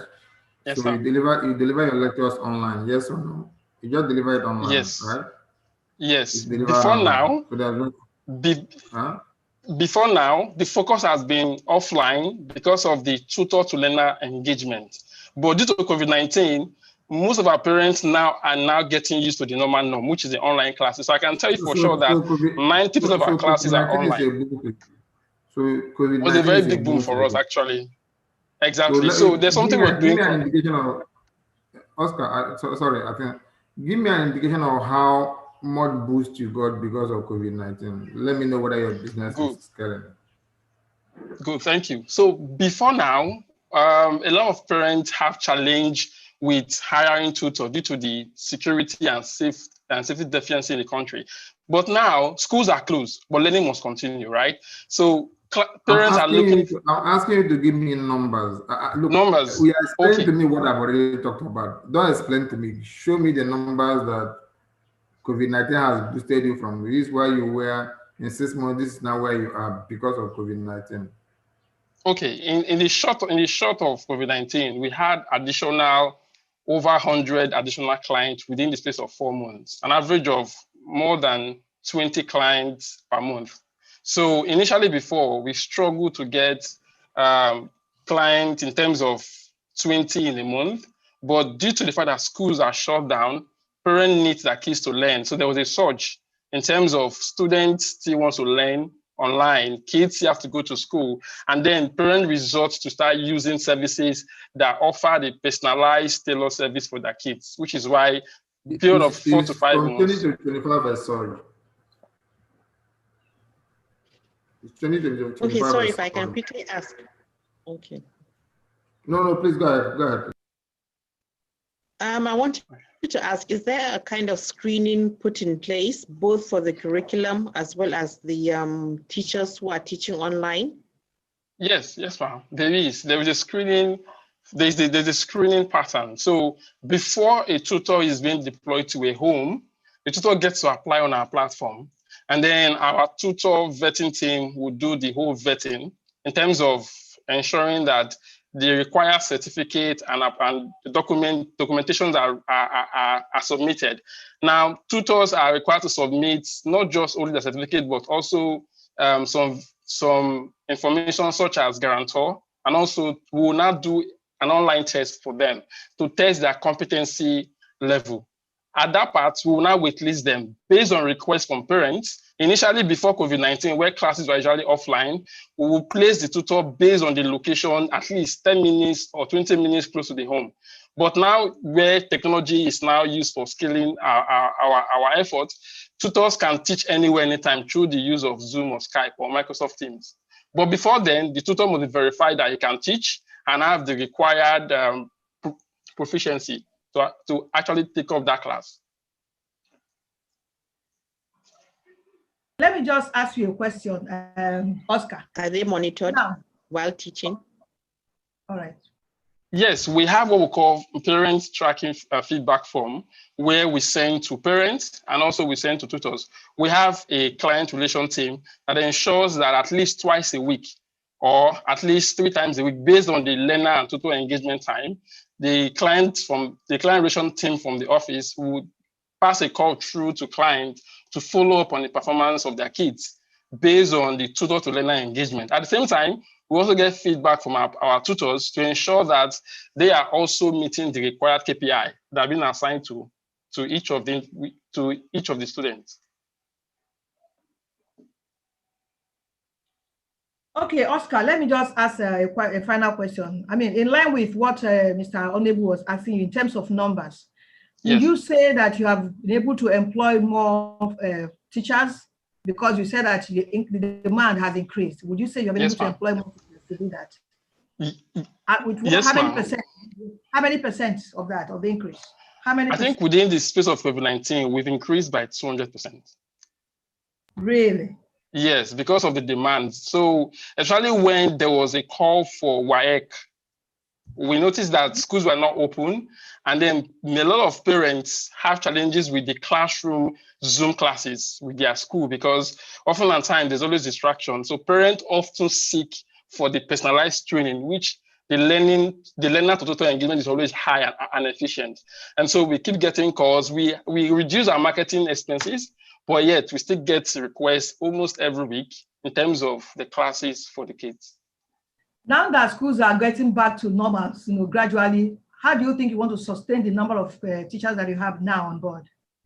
So I will tell you for sure that within the space of 2 to 3 months, parents have now realized that the tutor to learner engagement is efficient. So even for now, the only thing that might change might be the timing. Parents still want to continue the classes, maybe after school sessions in the evening, might not really necessarily want the teacher to come home.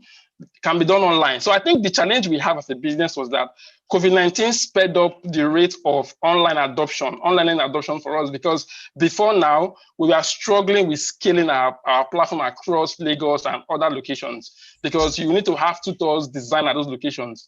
But now, COVID-19 is now making parents believe that kids can learn online if they are paired with the right tutors. So we believe that there will be a high retention rate come after the COVID-19. Okay, thank you so much. Thank you, Wewe. Thank you. We'll call on the next person, James Onaji. Is James here? James Onaji, Pop Ventures.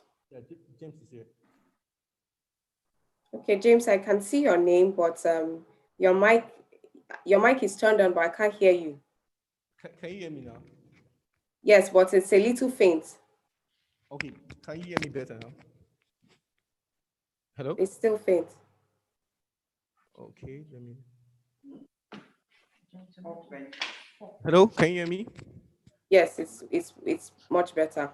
Okay, thank you so much. Okay, so your time starts now. You can take it away.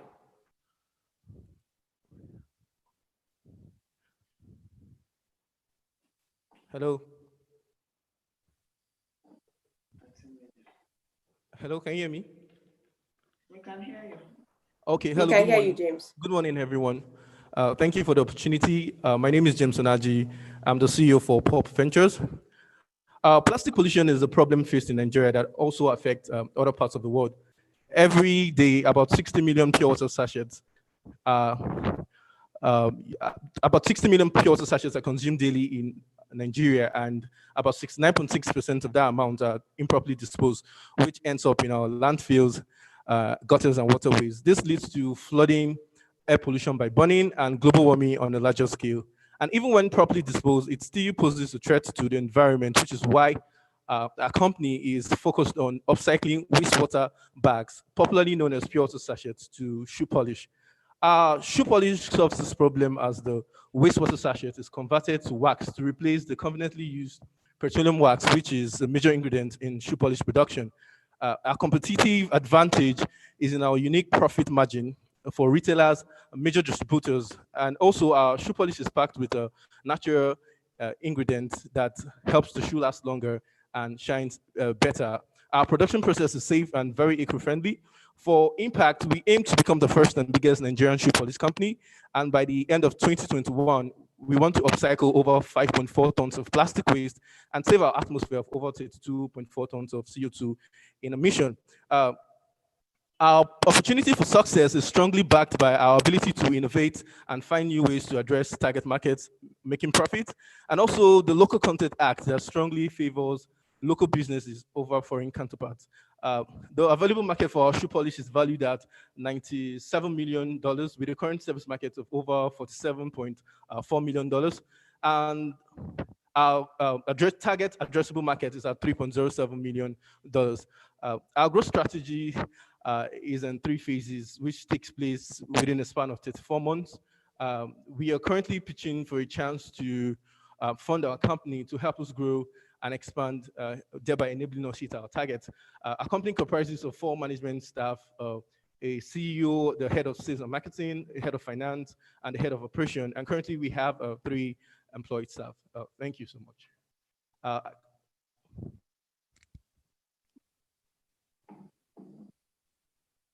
Thank you, James. You have finished in record time. Okay. Over to our jurors. Hey, James. Can you hear me? Yes, I can hear you, ma.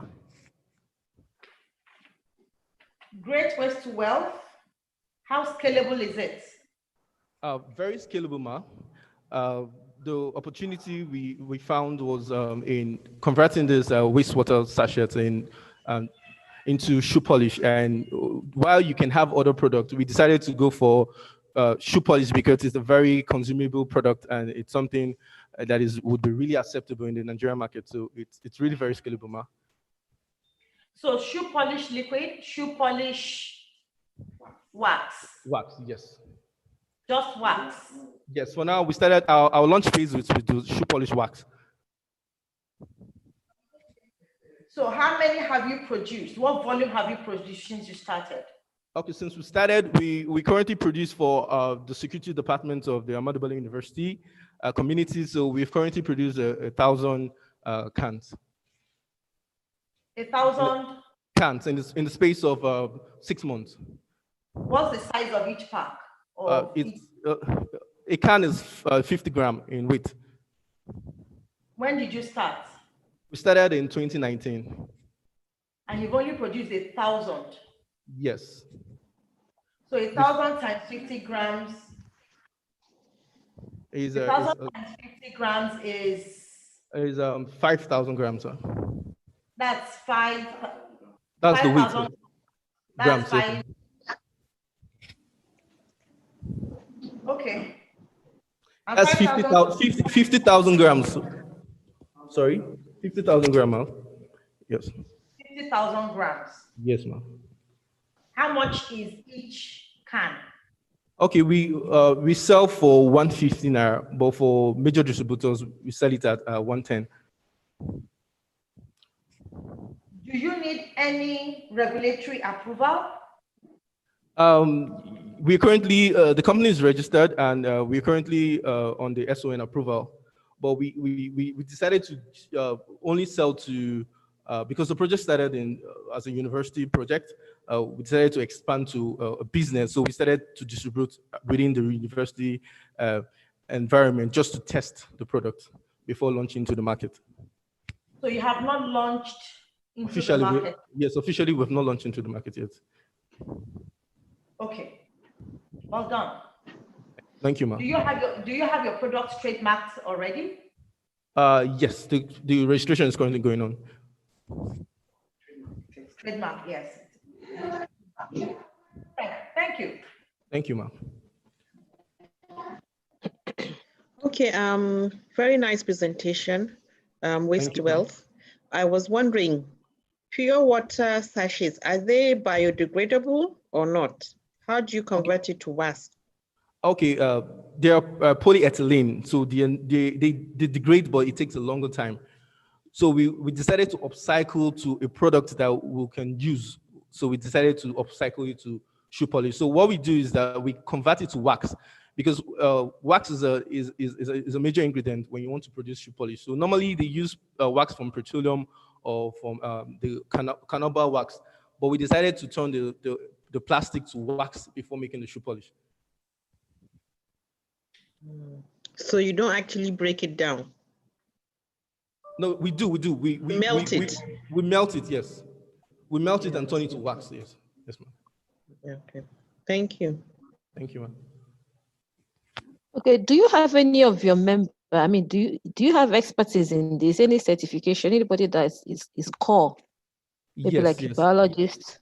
Okay. Yes. Why during the research and the testing phase, we partnered with the Nigeria National Institute for Leather Research because they helped us test the durability on when applied to the leather. And we also we were certified from the Department of Polymer and Textile Engineering, because our ingredient is a polymer. So it's well certified, ma'am. Okay.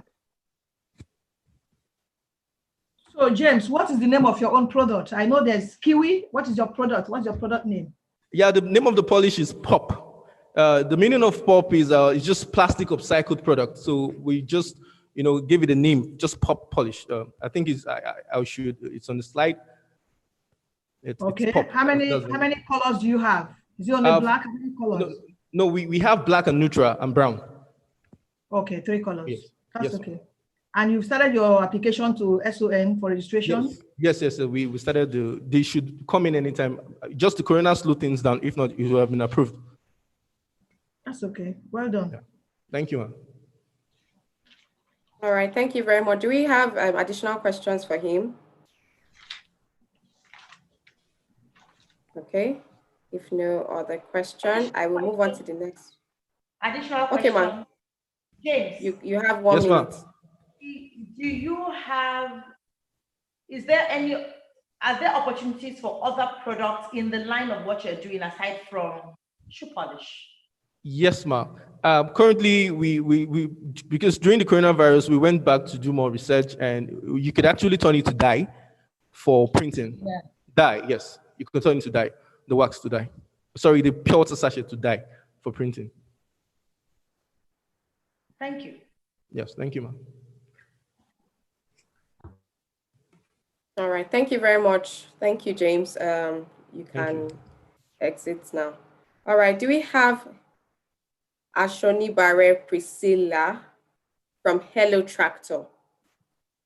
Is Priscilla here? So it's Jahil from Hello Tractor who'll be presenting. Oh, okay. All right then. Jahil. Yeah. Welcome on board. Are you set? Are you ready? We tested your audio. All right. Yeah. Thank you. Can everybody see my screen? Yes, we can. Perfect. Okay. All right, Jahil. Stick to the rules. Your time starts now. Thank you. So my name is Jahil Oliver. I'm the founder and CEO of Hello Tractor. We're an agricultural technology company that came into the market to meet the needs of the 30+ million farmers relying on manual labor that's oftentimes unavailable. So they plant late, undercultivate, and lose income. Now, tractors are 40 times faster than manual labor, and they come at 2.5 times the cost for servicing a 1 hectare plot. And they also provide higher yields. But unfortunately, in Nigeria, tractors don't exist at scale. The country needs 750,000 additional tractors to get up to the global mechanization average. But in order for that to happen, farms need to be better organized so tractor owners can reach those farmers and service them at economies of scale. Tractor owners also need to be comfortable with sending their equipment out and not have to worry about fraud and side selling of services by their drivers.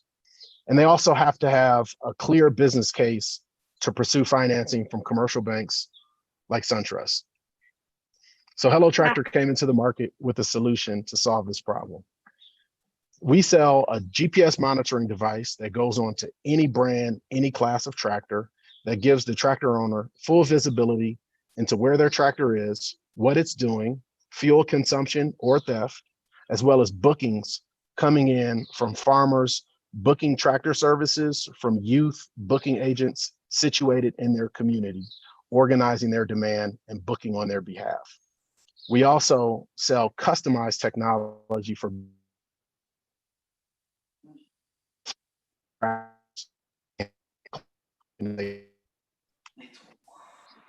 our customers' journey on the tractor owner side, very simple.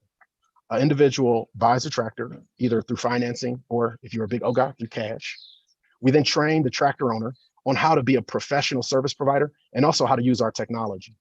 We assign a route to that tractor owner across a minimum of 4 states. And at each location within that route, they are assigned a booking agent who books farmers within the state.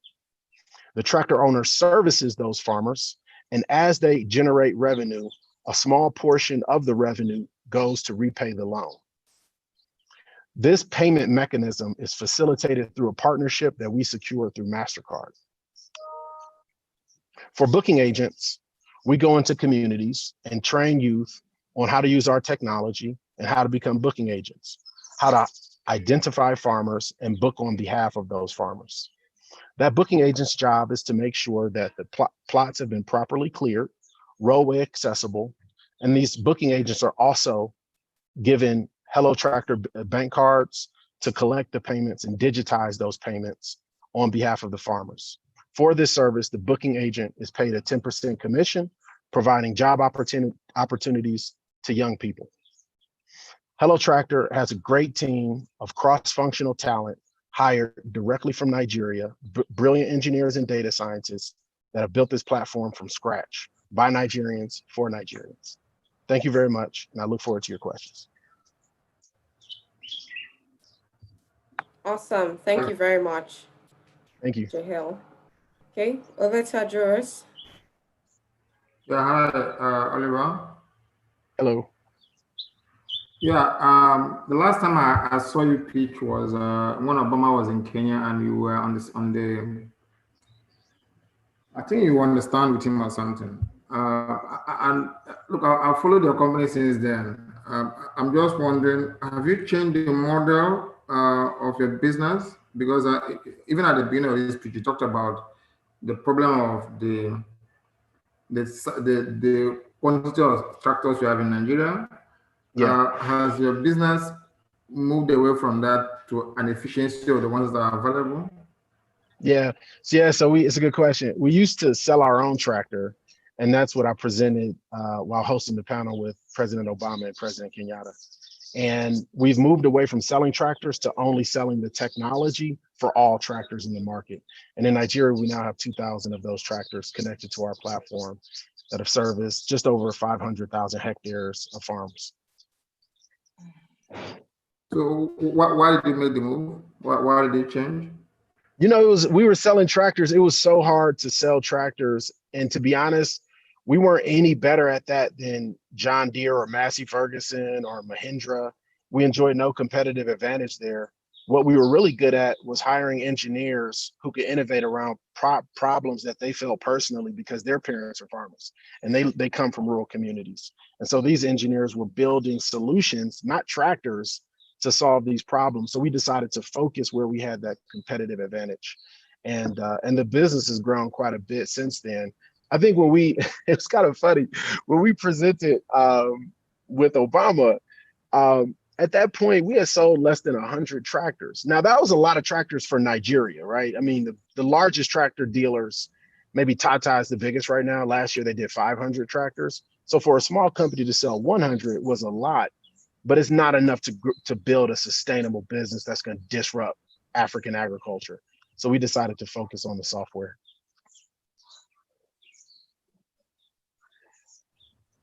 Hello. Hello. All right, thank you. My colleague has actually, because I listened to your pitch, that's why I was smiling. When was that? Also, when you brought that up and you answered appropriately. So I like the fact that you saw the strength and the weakness of your solution, and you provided a solution to the problem.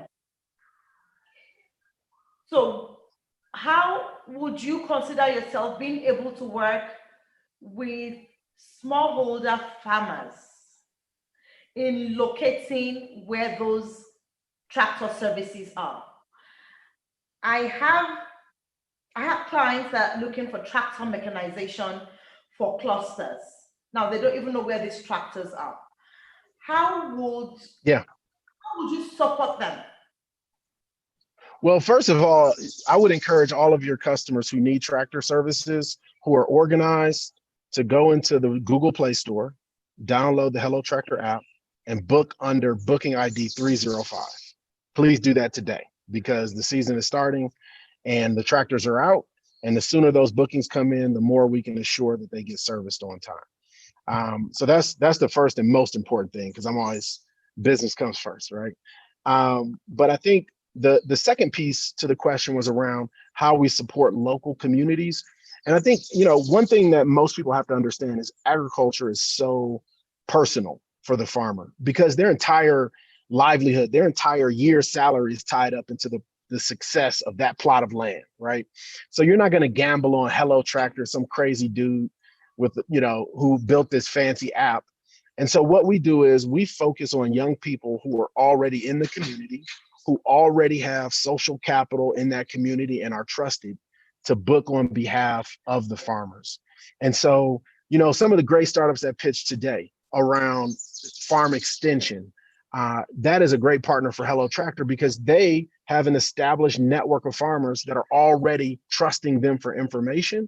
So we go to them and say, do your farmers also need tractor service? If they do, we will pay you, and we will pay your extension agents to organize that farmer network for us and enable the service delivery from our tractor owners to those farmers. And we'll pay you as well for the customers that you bring us. Right, Janelle, thank you very much. My pleasure. Okay, Janelle, how far would you say you have gone with deploying the software? How much would you say you have made so far? Yeah, so last year we did, in revenue or in terms of users, number of users? Yeah, that's what I mean, number of users, yes. Yeah, so we have, in just Nigeria, we have a little over 2,000 users paying for our software. And then on the farmer side, it's hundreds of thousands of farmers, because each individual tractor can service anywhere from, depending on how good the operator is and how good the tractor fleet is, these tractors can service on average anywhere from 150 all the way up to 600 hectares for the more successful tractor owners, and that's 600 farmers. So because the average plot size is about 1.1 hectares. That's encouraging anyway. Thank you. Right. Thank you very much. Time's up. All the best. We'll move on to the next person. Is Chichi Eriobu here for Renes's Food? Apologies if I didn't pronounce it correctly. Yes, Chichi. I'm here. I'm here. All right. Renes's Foods. You got it right. Okay. Welcome on board, and your time starts now. Hi, everyone. Good morning, and thank you for the opportunity to have made the top 15 on the Entrepreneurship World Cup 2020. I am grateful. My team is grateful. Sharing my screen with us now. In 2016, by 2016, I had run a couple of failed businesses, and I had, sorry, can you see my screen, please? Yes, okay, we can see your screen. I had a couple of businesses I had done that didn't do well. And by the time I was trying to figure out what more is there that the world is needing and is seeking for, I realized that there is a whole lot around me I haven't explored. And prior to this time, my mother was doing a particular food business, ukwa business. And by then she had done it for more than 30 years. So I began to look into what has she done that we can build on, or what other people in this industry have done that we can build on. Phronesis Foods, so I launched Phronesis Foods, a food processing, packaging, and export company in 2016. We have a particular raw material. The idea is to take one raw material of a local product, package it, create multiple food product lines from one raw material of a local food. So I took ukwa. I realized that, first of all, the challenge was that ukwa is not readily available. It's a seasonal kind of food. So I began to think what we could do. So we created a storage process that enables us to store ukwa in and out of season, meaning that we can have it both in season and out of season. And so we created a storage process. And so our current raw material is ukwa, is sourced from the eastern part of Nigeria. We are currently packaging ukwa dried in its original state, and we are creating new product lines from seeds. And of course, we have over 30 years. My mother is on the team, and with her and plus me, we have over 30 years of experience in product knowledge. Our vision is to become, in 5 years' time, Africa's #1 household brand for ukwa products. Now, we are not building just an ukwa food processing company. The idea is to leverage one raw material, get into that is not market saturated, get into the market, and then build something. And over the years, we begin to introduce new food product lines. And then our mission is to leverage every possible channel to create to create a sustainable market for ukwa product. Now, ukwa is more available. We want to make ukwa more accessible during rainy season. So we develop an organic storage process. Ukwa contains nutritional benefits like omega-3 and 6 fatty acids, vitamin C, and the rest of them. Now, these are the pictures of our products. The first one is dried ukwa, which is the original ukwa seed, just dried in its original state. And then we made, this particular one is not exactly a new food product line, it's the roasted ukwa snack. But what you currently find in the local market is ukwa packed with palm kernel. So we turned it around and did, the both of them are two strong products. We can't just pack both of them together. So we began to pack ukwa and shredded coconut. And then we made ukwa cereal. And then recently during this lockdown, we made ukwa peanut burger. All of this is made from one raw material. And of course, we have two other new products that are not here. Ukwa flour you can use for baking, and ukwa poundo that is not in the market yet. And these are innovations. We are currently, ukwa didn't have, before we got into the market, there was everything about the processing of this product is done manually. So what we are bringing to the table is the mechanization of every process. From the washing to the boiling to the peeling to the selection process. And then we discovered over time that the chaff that we were selecting off the seeds were being demanded by farmers to feed their herds. So we began to recycle. Initially, we were just asking. Thank you. Your time is up. Oops. Thank you. Thank you. All right, over to our jurors. Okay, Chichi, thank you. That was a very good presentation. And I must say you've come a very long way. I remember getting a pack of the ukwa. I'm not from the East, but it was nice making it into like a porridge. A porridge, like beans. Like porridge. Yes, ma'am. And it was really nice. You know, the first time I attempted it, I tried using ordinary pots. It took a long while. So the next time I used pressure cooker. Can you hear me? Yes, ma'am, I can hear you. Next time I used pressure cooker and it went very well. So I think you have a very good product, and you just need to increase your visibility for me to be able to get that packet in a shop like ShopRite or in a shop like Ebano in Lekki. Just the way I can get the plantain flour. I walked into Ebano the other day and I got frozen masa. Masa is a delicacy weed from the north and middle belt, and all you need to do is put it in the oven. So I think you need to be more visible. But you have a very unique. There. We just got our NAFDAC license, so I'm sure that by the time you are going to get okwa. We are currently in negotiations with Ebano Abuja and Ebano Lekki. Congratulations. Thank you, ma. Well, I've not been lucky. I don't have a sample. I've seen you a few times, but you didn't give me a sample, so I cannot give an assessment of the product. We can send you sample right away, sir.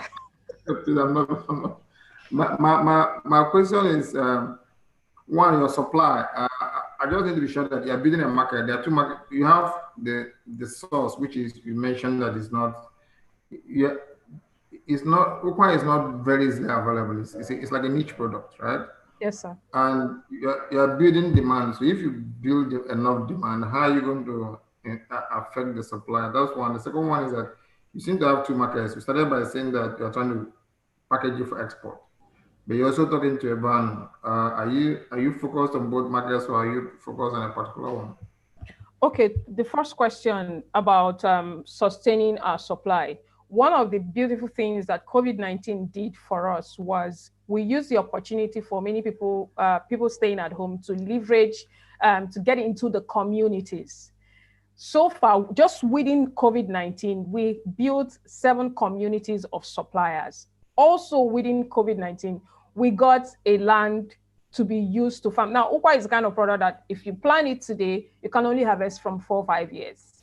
So we started by working with suppliers and farmers. And within COVID-19 period, we didn't just increase our community of suppliers, we also got a land, and we can begin to think about farming for ourselves. Now, a community of suppliers gives us 2 things: access to raw materials, which means we can negotiate prices and favorably compete in the market. And also, while we were building community of suppliers, it helps us to employ more women and the youths of those communities. And within COVID-19, we did very small COVID-19 awareness, provided some face masks and all of that as a way of CSR to sustaining these communities. Number 2, yes, we are building for 2 markets. We started off with local market. We wanted to sell directly to end users, but then it's getting too demanding because we are not able to reach to every one of them. So, but then, which is why we are currently facilitating our NAFDAC to help us get into neighborhood stores to reach those markets. Now, within 2019, we began to get demands from the international market, and we currently have 3 distributors. We have 1 distributor, a bulk distributor in Boston. We have in Australia, we signed up the Australia distributor. She does about 300 kg every month. And we have Australia distributor, and we have retailers in Scotland and in London. And we are currently discussing a new distributorship in South Africa and Dubai. So we are packaging for urban consumers, that's people, urban customers in Nigeria and Nigerians living abroad. We discovered actually that when our products get abroad, when the local foods here gets abroad, it ceases to be whether it's Igbo or Yoruba or Hausa foods. Everyone out there wants to see what local food is coming from Nigeria, and they want to exploit. So these are the markets we're currently exploring, sir. Right, Chichi. Yes, ma'am. Well done. Thank you, ma. From local to global, right? Yes.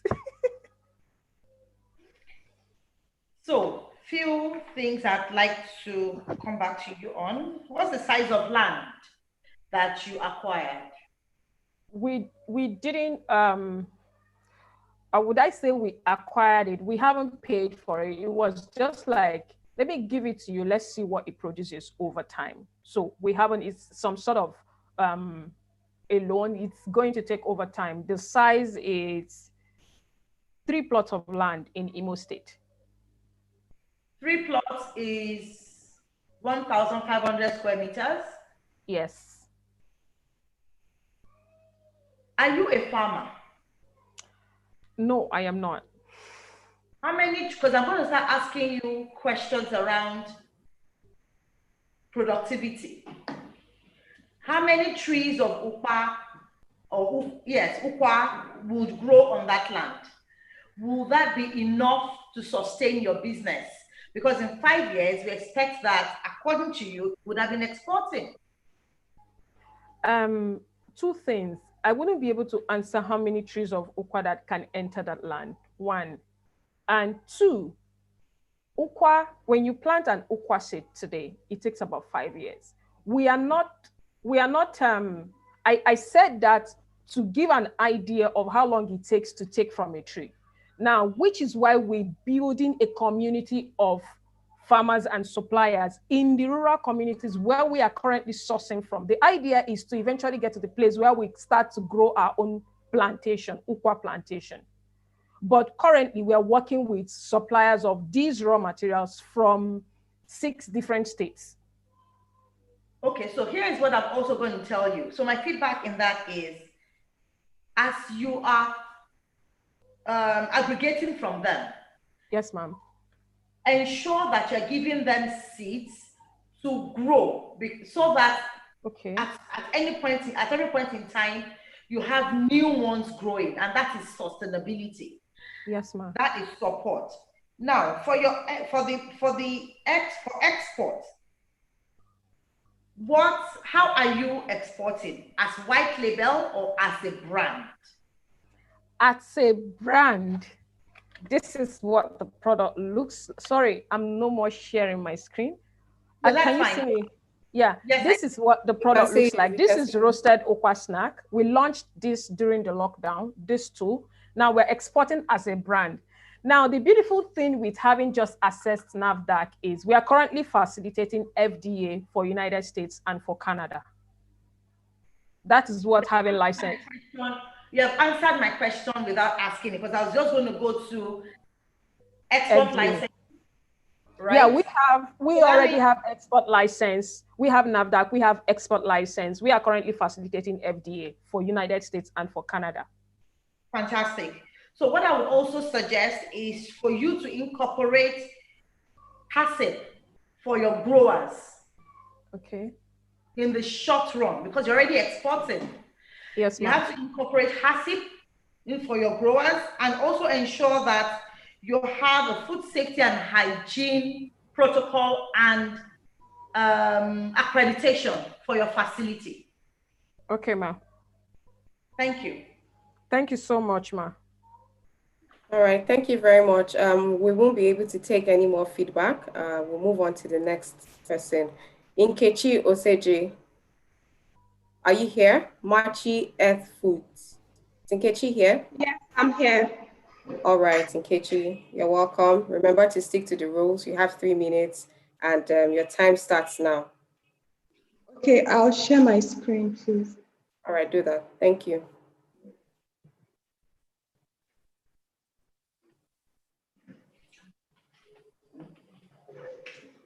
Can you see my screen? Yes, we can see it. Hello, everyone. My name is Nkechi, and I'm the founder of Machi Earth Foods. We are promoting food security, good nutrition by processing and marketing Africa's super protein-rich but relegated crops, Bambara nuts and egusi, into allergy-free, protein-dense, delicious food products for children and adults living with allergies or diet restrictions.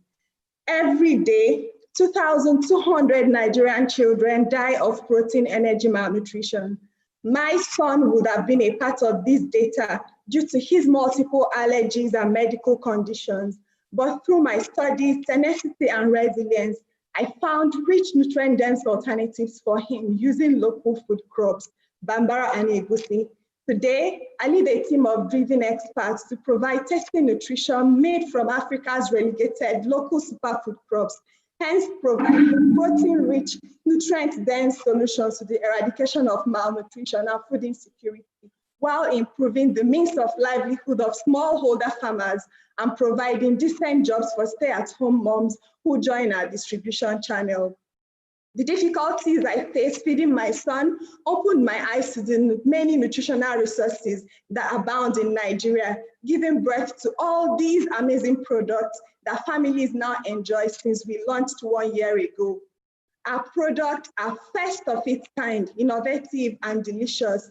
Bambara flour, which is originally just used for making okpa and Igbo delicacy, can now be used in making allergy-free, nutritious, protein-rich bakes and breakfast porridge. Egusi, used mostly in making soups, has now been made into perfect nut-free seed butter that can be used as bread spread. Response to our products have been encouraging, showing that our products are viable. While our beachhead market is children and adults living with allergies and diet restrictions, we have attracted a market of bakers, vegans, and healthy eating enthusiasts. In the past 6 months, with extremely limited resources, we have made a turnover of 2.1 million naira and secured 4 distributors. Our team is qualified to solve the malnutrition problem in Africa because apart from being experts in our fields, we have all been affected by it one way or the other. Before I started Machi, I spent over a year researching Nigerian foods and their nutritional values. I also took a course from Stanford School of Medicine on child nutrition and cooking, all the while sharing my findings and new baby recipes on my online platform called Baby Chef Nigeria. These women who have benefited from my community have now become amazing supporters and advertisers of our products. We are Thank you, Nkechi. Thank you, Nkechi. Your time is up. All right, over to our jurors. Okay, thank you very much, Nkechi. Very good and passionate one. But I just wanted to ask first, where did you get you mentioned 2,200 children die every day in Nigeria out of nutrition. Where did you get that from? It's an article published by several newspapers, including Punch Nigeria. Because it would be good when you're making such a presentation to also refer where you got it from. I'm struggling to find out how true with that. Okay. On Punch Nigeria, ma.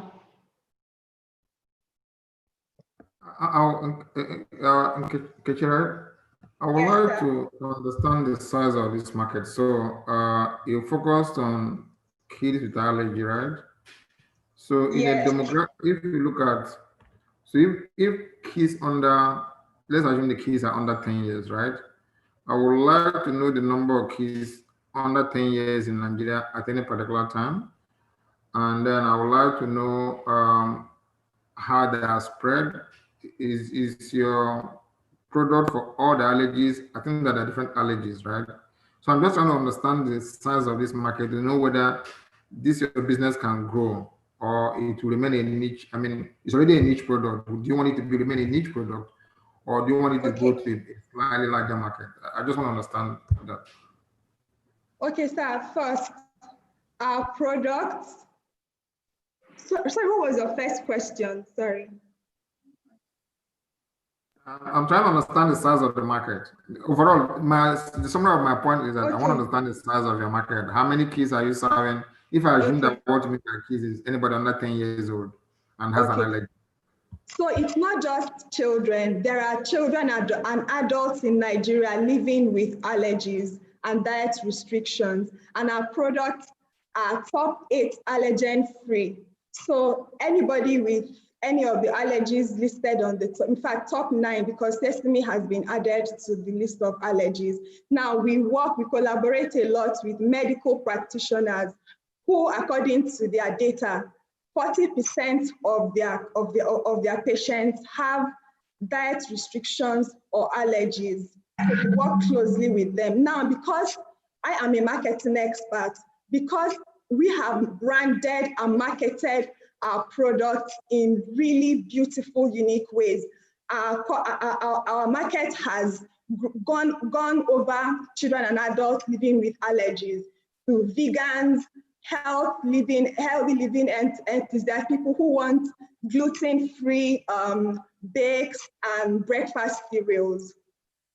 Now, our newest product, the Goosey seed butter made from a goosey, is a perfect alternative to peanut butter without a perfect alternative to peanut butter, and it's been enjoyed by a variety of people, as you can see on the reviews here. So hi, Nkechi, hi, Machi Foods. I actually follow your Instagram, and I feel that I mean, the last point was your selling point. I know your brand as a healthy alternative for people who want to cut down on flaws, things you've been able to do and to show innovative ways that women can actually eat healthy with your products. So I feel that, when you're doing your pitch,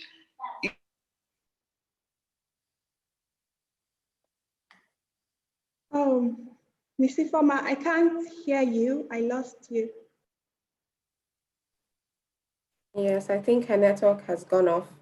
Okay, if we have another feedback, maybe we take that before Ify comes on.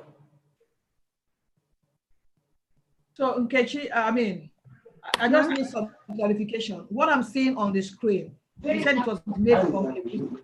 Is it like a cake and you baked it?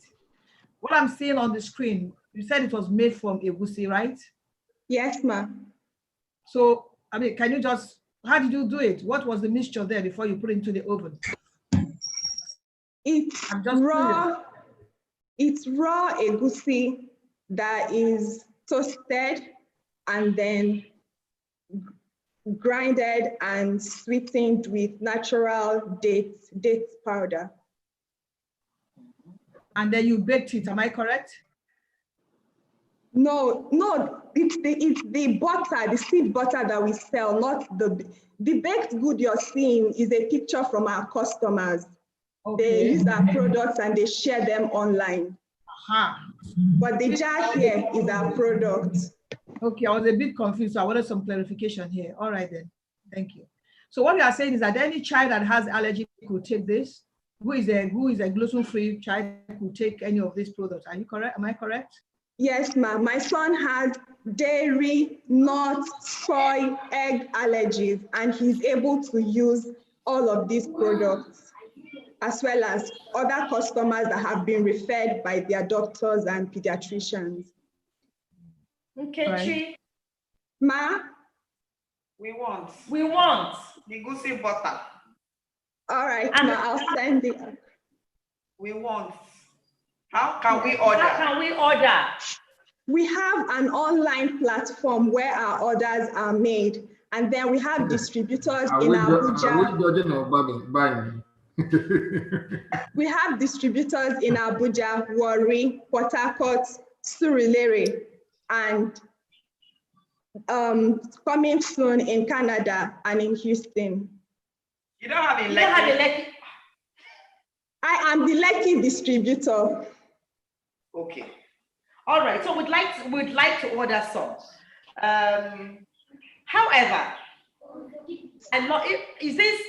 are these pictures what your products really look like? Yes, ma'am. These are the products here. Yes, that's what, and this is the butter. Okay, we usually fill them to prevent them from their exams. Awesome. We use glass jars because they are BPA free and safe. And our unique selling proposition is that our foods are safe for consumption. This is what the goosey butter looks like. Thank you very much, Nkechi. No more questions. Nkechi, well done. I like your presentation. Thank you. Yes. Thank you. I wanted to ask, is it just for children? Because I have a lot of allergies. Can I buy some? And I'm in Abuja, so where can I get some? Yes, we have a distributor in Abuja, and I'll have her contact you. We have women in menopausal ages who use only our products because they've been placed on diet restrictions by their doctors. I have a woman who is currently breastfeeding and has all sorts of protein allergies. And I sent her 2 of our products to use, and she called me. People call me to thank me for making these products. People with diabetics call me. I have reviews of people saying thank you to me for making this product. But this was made to save my own son. And I am glad and blessed that there are people who it has impacted just as it has impacted my own life. Well done, Nkechi. Well done. Well done. Thank you. Congratulations. All right. Thank you very much, Nkechi. Thank you. Thank you. Yes, we'll move on to the next person, the last but not the least, Ifeoluwa Olatayo, Super Farm and Market Limited. Is Ifeoluwa here? Yes, I am. All right, take it away. Ife, please, you can proceed. Your time has started. Okay. Good afternoon, ladies and gentlemen. My name is Olawale, and I'm the founder of Superfarmer Market Limited. At Superfarmer Market, we use technology to positively empower smallholder farmers and the affordable food need of African.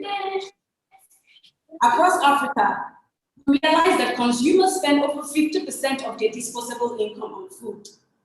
In Nigeria, it's about 56%. In Kenya, it's about 45%. Yet, the smallholder farmers that are busy planting the food are living in abject poverty. So it shows that the high cost of food reflects a series of markup from multiple middlemen on the agricultural value chain before the food finally gets to the consumer. We created a simple solution of using USSD technology to create a procurement interface between rural small-scale farmers and informal retailers in the urban area. So our model is very simple. Retailers take a feature phone like this to input our USSD short code to place orders for the produce and fruits and vegetables that they want in their shops. And we use this precise information, or in some other cases, predictive algorithm to go to farmers that place harvest calendars with us to buy produce from them. We buy from farmers higher prices than we take produce to our pack houses for sorting and grading. While doing that, boxing the information of where we got the food, when it was harvested, for how long it had traveled, into a QR code. Then we take the QR code and the produce delivered directly to the retailer's doorstep at affordable prices. All transactions of the value chain are we have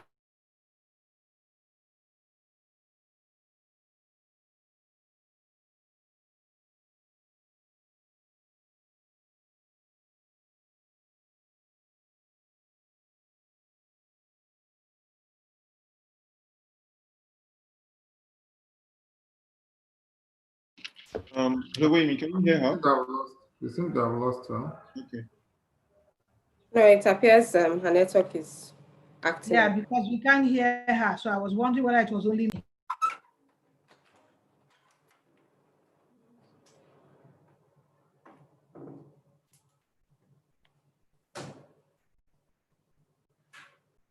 Hello, Ife, are you here?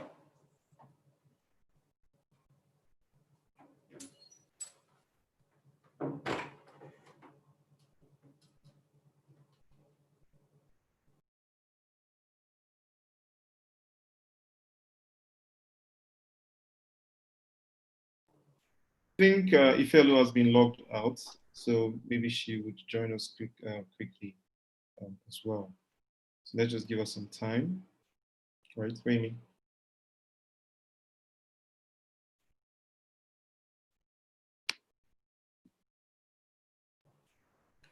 I believe we are placing a call to her directly now. She should be here with us any second now.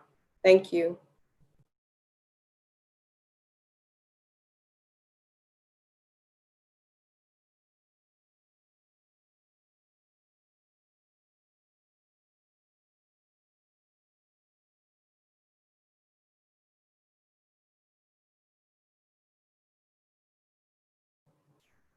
Hi, Ife. I see you just joined in. Can you hear us now? Yes, I can. My apologies for that. Okay, please, you can comment.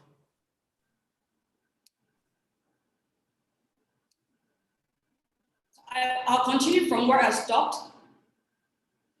So, till date, we've worked with over 300 smallholder farmers. We've connected over 9,000 tons of food to market for over 120 retailers that we work with, reducing the cost of food, which has also reduced the cost prices of food for final consumers, impacting over 12,000 Nigerian consumers. We are creating transparency and traceability on the value chain, and also creating smart logistics for food supply chain in Nigeria. Since 2018, we generated over $100,000 in revenue. We have a growth rate of 32% year on year. Our gross profits presently stand at 64% and net profit at 16.9%. We are 6 years of business experience. Our background are in entrepreneurship, agriculture, finance, and technology. We aim that the funding from EWC of $500,000 will enable us to integrate blockchain technology into our ERP process and also run a finance franchising model for us to scale. So it means that we will enable other agripreneurs to set up our expertise, our technology, equipment needed for them to run a food connection service in different regions of the part of the country. We aim that this will help us drive food prices down for over 11 million Africans and also impact over 800 farmers, reducing food prices for them, increase spread and creating steady markets consistently for them. It will also help us to enable different agro actors, especially the urban retailers on the agricultural value chain. Thank you for listening and open to any questions.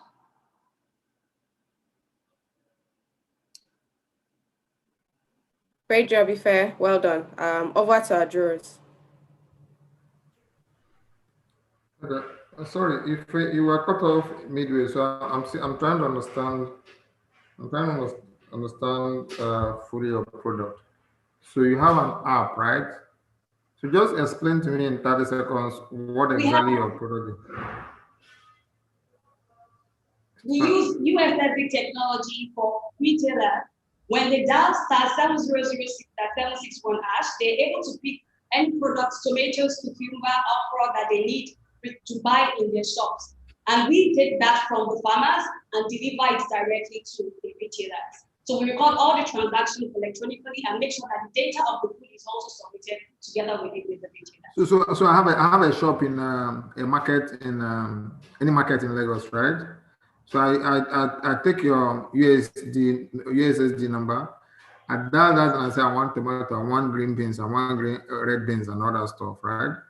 And once I put it there, it's a bulk purchase. So it's not just one. So it's a bulk purchase platform, okay? But you go to the farmers, you have to go to the farmers to pick up. Already, we also use predictive algorithm to store. So we have a solar-powered cold room, for example. We buy from the farmers that we have supported with inputs like seeds, fertilizers, and agronomic trainings. Then we have that stored in our own distribution center in our cold room. So when we get that orders from you, we take that produce and get it delivered to your shop at prices lower than all that the middlemen would have added on it. No,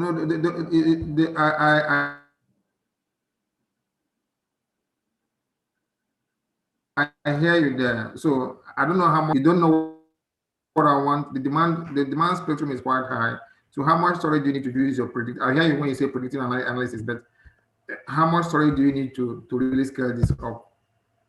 So we want to create, so instead of being the sole connectors, we believe that collaboration is a new competition. So we want to create a franchising model where we will give a solar-powered cold room, a GPS-enabled cold van, RFID tag crates, and the likes of that to another agripreneur, for example, in Southeast, to connect all the smallholder farmers within Southeast to the urban market in Southeast. We can do that for the north so that we don't have to take all the storage for all the produce in one region, whereas there are orders coming in from Lagos we are not able to fulfill. For example, we are in Ibadan right now. So creating a franchising model helps us to scale faster and it helps us to create employment for a lot of other entrepreneurs on that value chain. So if we have a franchisee, what we charge is 9% royalty, we charge 2% marketing fee and 2% technology fee.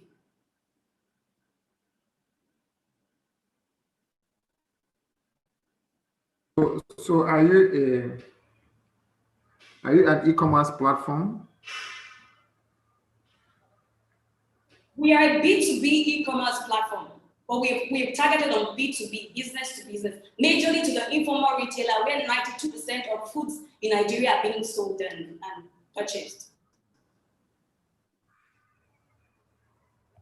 All right, thank you.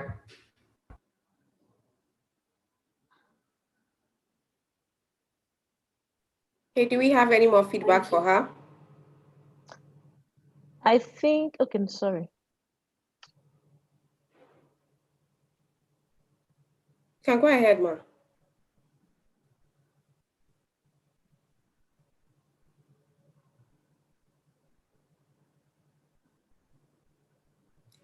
Any more feedback for Ife Oluwa?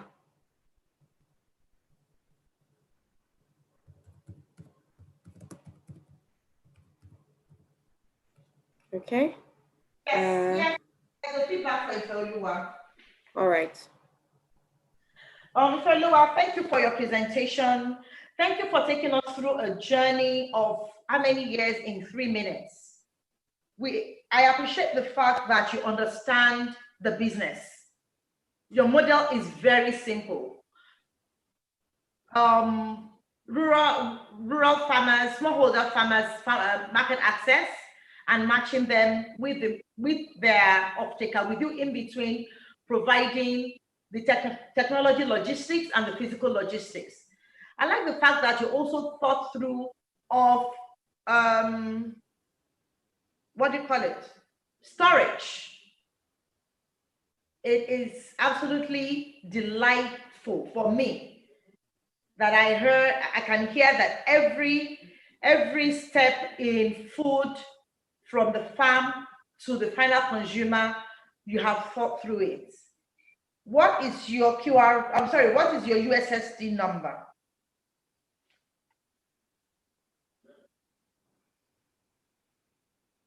I think she's frozen. It is *7006 *761#.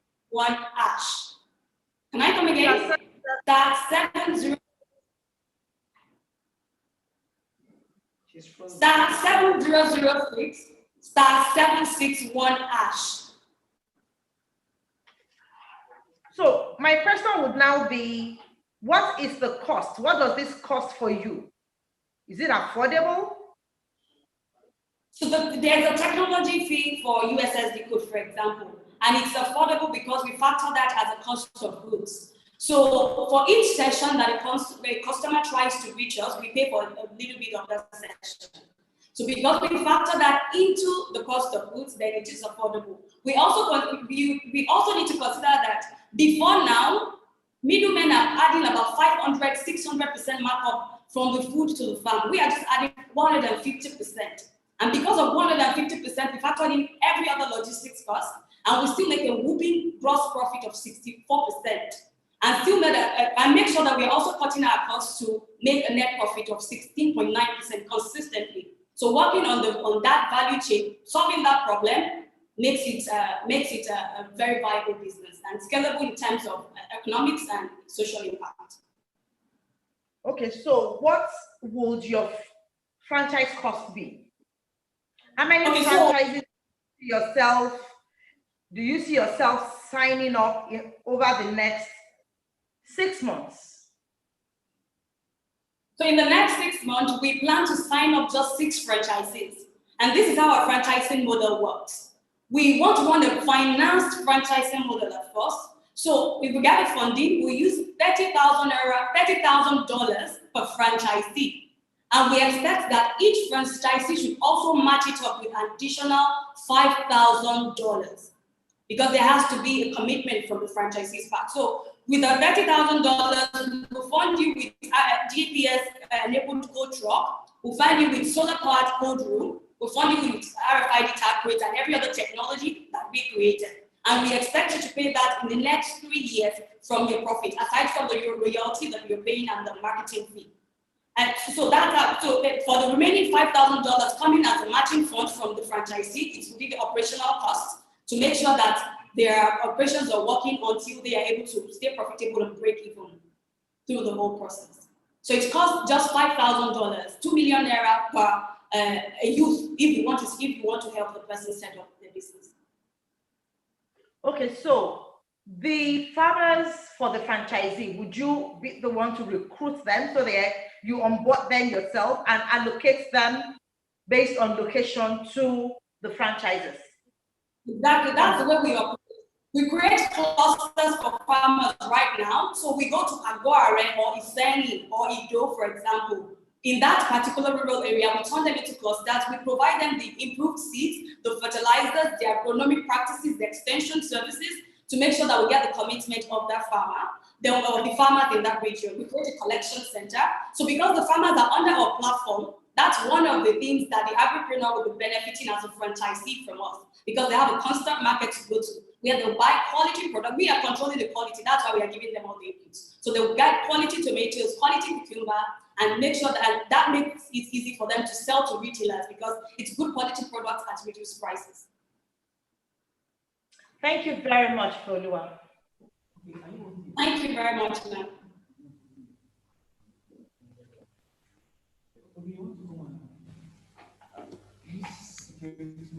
Okay, is there any other feedback?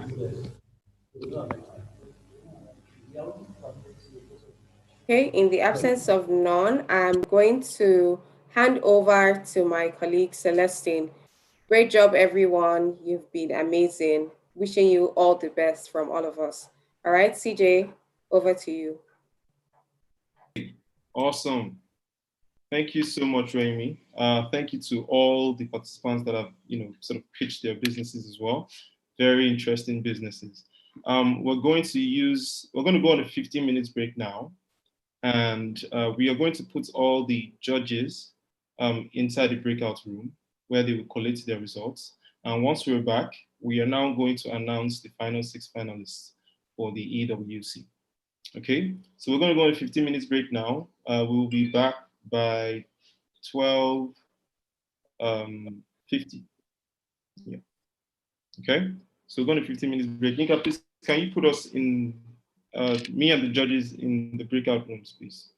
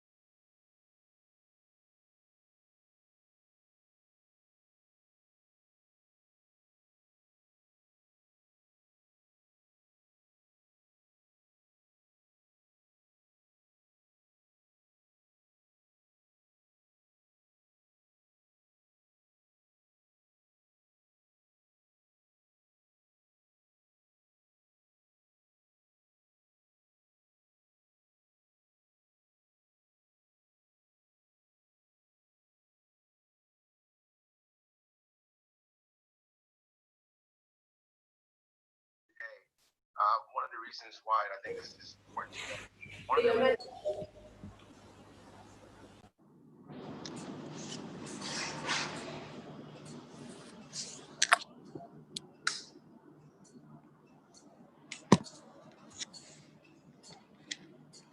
Why can't I hear them?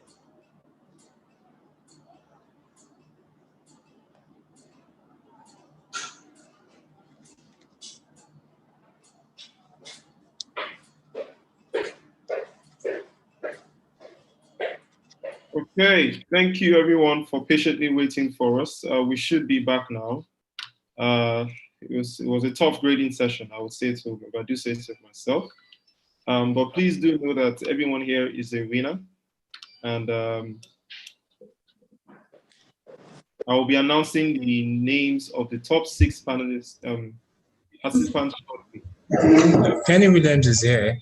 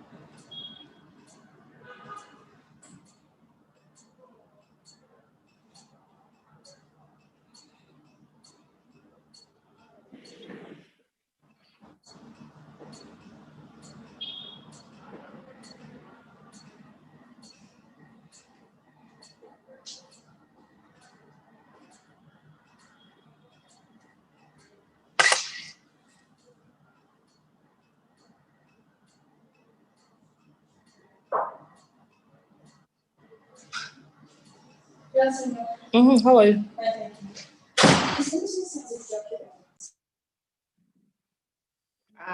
MD is back. Hey, MD. Hello, MD. Hello. MD. Why is back? Okay, I'll sign it. I thought he had sent it. We just sent it last night and she gets it Signed. Okay.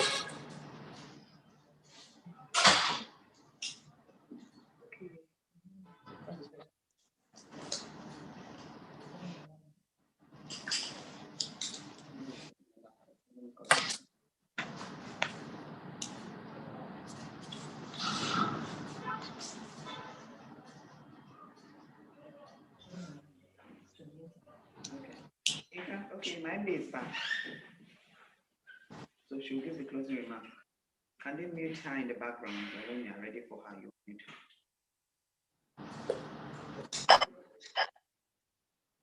Halima, iPhone. Her name is Haja Halima Buba.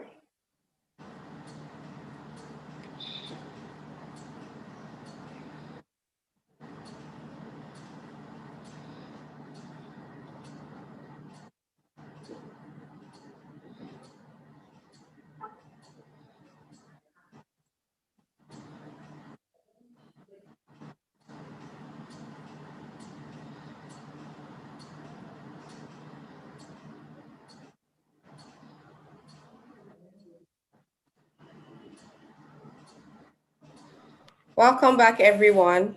How was our break? Can you hear me? If you can hear me, please just let me know. Yes, we can. All right. We can So hear we you. are collating the results. We're done collating it. We'll announce it shortly. But first of all, I'd like us to give a warm welcome to the MD of SunTrust Bank. She's here with us, and she's just going to give us her closing remarks. She's going to say a few words to us. So please, let's just pay rapt attention as we welcome Haja Halima to come on board and just say a few words. Okay. Please, Ma, over to you. Thank you. Okay. Thank you very much. I'm very happy and excited to be here today. And I'm sorry I couldn't attend fully. I had some other engagements, but I listened to some few presenters, and I was very impressed and happy. We are all winners. We are all winners. Entrepreneurship to us is a way forward as a country and as a bank and as a nation, you know. Entrepreneurship will help us to bridge the gap of unemployment in Nigeria, also to provide food security, and also as one of the sustainable development goals of the nation. So for us in SunTrust Bank, we have realized the importance of entrepreneurship. Hence, you know, we decided that we need to cooperate with EDC and participate in this program to see how we can also add value to our country and to our youth as a whole. On behalf of the management and the board and management of SunTrust Bank, I want to say thank you to everybody. Thank you to GEN.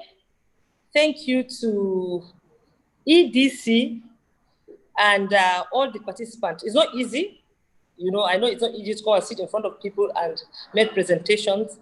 You know, it's not very easy. And you've all done very well. I like the passion. You know, I like the way some people presented their ideas. Like the other speaker has said, we are all winners. And whether we win today or we don't win, we're all winners. And we have other opportunities that are going to come our way. And we hope that in the future, we are going to win if we don't win today. And we look forward to, is it 9th of September or 8th of September, Raliat? 9th of September, ma'am, on Wednesday. Okay. 9th of September. Wednesday. My birthday is on the 8th. We should have done it on my birthday, you know. But, okay, I will shift the birthday to 9th of September. Okay, so we look forward to 9th of September to host the ceremony. Thank you very much, everyone. Thank you, ma'am. Thank you, ma'am. Thank you. Thank you very much. Thank you very much. Thank you. Thank you for your kind Good to words. see you, Thank Haja Halima. This is Thank you Aisha very Abubakar. much. Aisha. See you. Thank you. Thank you very much, Aisha. And thank you to all our jurors Thank and you. the participants for staying on till this time. And the moment we've all been waiting for is here. And to do the honors of announcing who the winners, I'm going to invite specially Mrs. Nneka Okekaru, the Deputy Director of the Enterprise Development Center. Thank you.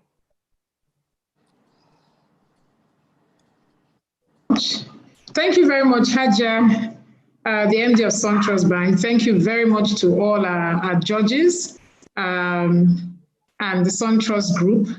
I think in a special way, I'd like to really thank those that pitched. I listened to quite a number of them in between my meetings, and I must say that there's hope for Nigeria.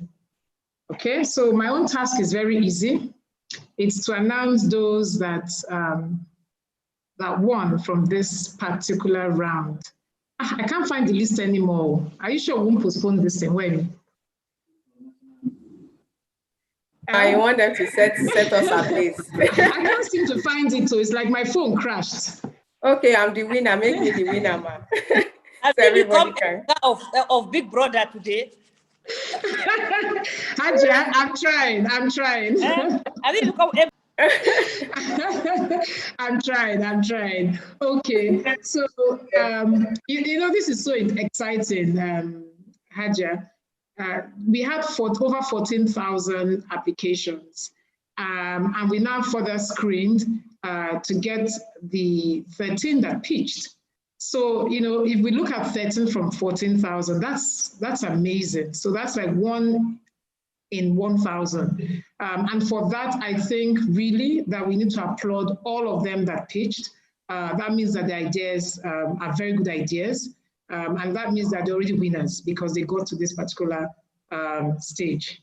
So in no particular order, I'll be announcing the names of the companies that won. And the first is Machi Earth Foods.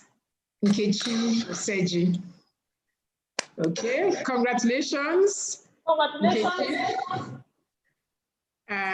The second is Farm Innovation, and the promoter is Chinwe Aruola. Okay, Farm Innovation.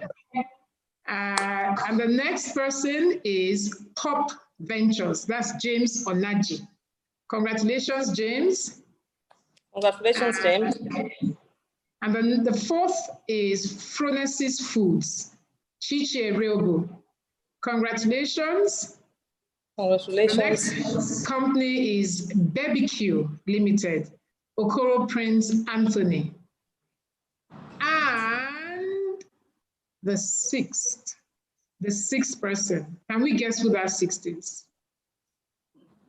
You want to guess? Raliax, Hadja, you want to guess? And the sixth. SunTrust. SunTrust is the winner of everything. Yes. SunTrust is the winner of everything because SunTrust is the bank that is promoting and showcasing what they can do for the entrepreneurship space. The sixth is Greenera Technologies, Ngu Ogbonna Print. Congratulations. Okay, so those are the six that got to the last stage. Machi Earth Foods, Pop Ventures, Farm Innovation, Phronesis Foods, BBQ Limited, and Greenera Technologies. Congratulations to all six of you. You guys were simply unbelievable.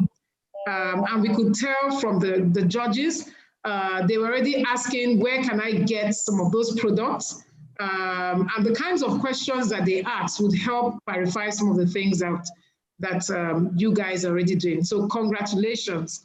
And I think— Sorry, but let me just say, our winners, can we see them? Let's open your mics, open your video so that we can feel the excitement from here. We know it's virtual, but let's feel the excitement, please.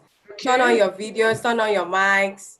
We can see Greenera Technologies, but that's the only person we can see. We can't see any other person. So that means we'll give the prize to me then. Yeah, you, open your video. Open your video, we want to see you. Chichi's video is on. Chichi's video is on. Okay, Chichi's okay, video we can is on. see you now. Chichi, congratulations. Thank you so much. Yes, we want to feel your excitement, please. Chichi, congratulations. Thank you so much. Thank you. Congratulations. Chichi, are you trying to cry? No. I'm trying not to. I'm trying not to. Okay. Thank you. Tony, congratulations. Thank you. Wow. Wow. So what's going to happen now that I want to hear from you guys? I'll start with Nkechi. How do you feel? I feel so thankful. I feel validated that this business that I started to create solutions for my son and other women in my shoes has come this far in just 1 year. I am so thankful. Thank you so much, SunTrust Bank. Thank you, GEN Nigeria. Thank you, Mrs. Hajia Halima. Thank you so much, everyone. Thank you very much, Nkechi. And I love those words. You feel validated. So it wasn't in vain. And even though it seemed like you were solving your problem, you also realized that there are other people that could have the same problems like you do. You know, it's very interesting. My family, we all have allergies. We are allergic to soy milk, we are allergic to cow milk, and the children take rice milk. And the snacks are, it's unbelievable. So I myself will be reaching out to you for all my younger nieces and nephews for your products. Okay? So I'd like to hear from James now, Pop Ventures. James. It's like James has gone out to scream somewhere. Ah, James could have screamed here. It's fine. Okay, so we'll go straight to Chinwe. Farm innovation. I saw Chinwe. Chinwe. Yes, she was just here. Chinwe, are you wiping your eyes? Where's Chinwe? Chinwe was just here. She has left. It's like the winners who have gone to do Thanksgiving somewhere. Where me? Okay, I will go straight to Chichi. I'm telling you. My Ukwa princess. My Ukwa princess. Thank you so much. Thank you so much, Ms. Neka. I am grateful, and I think Nkechi took the word right out of my mouth, validation. For every time we have to pitch and get selected in a pool of thousands of other entrepreneurs, it validates what we are doing. And beyond the fact that it validates it, it gives us an opportunity to realize that, okay, we may be here now, but we have done something that is being recognized, something that we can build on. This is a huge opportunity. And I was telling my team members, I said, I didn't even realize I applied for Entrepreneurship World Cup. When I got the email, I'm like, top 15 from where? When did I apply for it? And just like that, here we are. I'm trying so hard not to cry because we have come so far. We have come so far. And at every point, Adia has come across our product, Ms. Neka has come across our product, and we have gotten far better from the last time you saw us. Thank you so very much. Thank you. All right. Thank you very much for believing in yourself, first of all, and for still going ahead despite everything. And I do know some of those challenges. But you keep going, you keep smiling, you still have the smile on your face. And I think just your tenacity, you didn't even realize that you had applied. So meaning that maybe you had applied and like, they might not call me, they might call me. But you still kept at it. And this validation shall continue. We wish you well as you go on. So much, all right? Thank you. Well done. Congratulations. Okay, thank you so much, ma. I'm going to Prince. Now, Anthony Prince Okoro, Barbecue Limited. How are you feeling? I'm so excited to be among the selected. Okay, just excited only. 1 out of 1,000. 1,000 plus, not even 1,000. Eh? I believe that it is in our hands to make the world to be a better place. So that is why I have inputted our effort as a team to ensure that we solve a real solution in energy business. And I want to say that the name of our company is BBQ Limited, not BBQ Limited. BBQ Limited. I'm so used to barbecue. Today is Friday. From best of the best quality. That is BBQ. Oh, right. Okay, forgive me. It's a TGIF. It's thank God it's Friday. Before COVID, it would have been barbecue and some cocktails or mocktail. So I think my brain is wired like that, and I'm still expecting my barbecue. So BBQ, the best of the best. Congratulations, and I love the fact that you're looking for solutions to all the problems. That's amazing. Congratulations. Okay, and I'm moving over to Prince now. Prince, so we have two princes, Prince Ogbonna, Greenera Technology. Okay. All right. Like, I don't know, I just not contain my joy. Actually, this is not just a win for us. This is a win for the women vendors, the small businesses you're powering and everything. So it's even a good news. Most of these things we share it to them. most of these milestones we make and stuff like that. So it's a good news for us, and so it's a good news for our community and people that are benefiting from what we do. So thank you very much. All right. Yeah. All right. Congratulations to you. And I love the fact that you're looking out for the underserved part of the population, and those are the solutions that you're bringing to birth. Congratulations, and we do wish you well. I'm not sure, is James just joined in, and he did not even know he was one of the winners.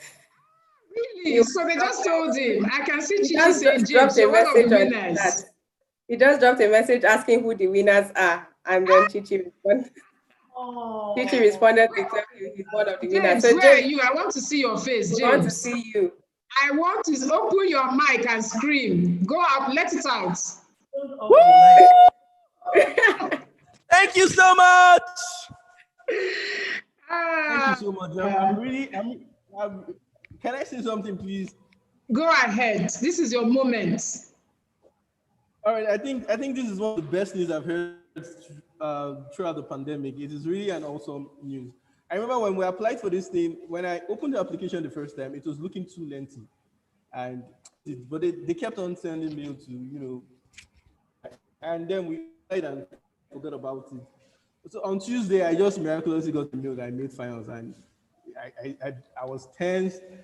I didn't know where to start from because of I forgot about it in the first place. And coming to today, I was really very, very impressed by not just my pitch, but the pitch of other people too. And I really want to say thank you. I mean, this news is so inspiring, and honestly. And I want to thank everybody, both the judges and the management team. Thank you so much for giving us something to smile to. Thank you so much. All right, congratulations, James. I can feel the excitement from here. My ears heard the excitement, especially as you tuned off, logged in. You must have been very surprised to hear that you're one of the winners. Congratulations. Okay, is Chinwe back? Wait, Miss Chinwe back? Here, ma. Chinwe is here, ma. He just also joined in as well. Chinwe is here, ma. Chinwe, can we see your face? I want to see the excitement. I want to hear the excitement. Yes, in your ma. voice. So how are you feeling? I'm very excited, ma. I'm beyond humbled, and I just want to thank everyone, all the organizers, the sponsors that have made this possible. This will be my second live pitch, I believe, for Farm Innovation Nigeria Limited, and I'm just really, really humbled, and I appreciate even our farmers that allowed us to use them as guinea pigs, more or less.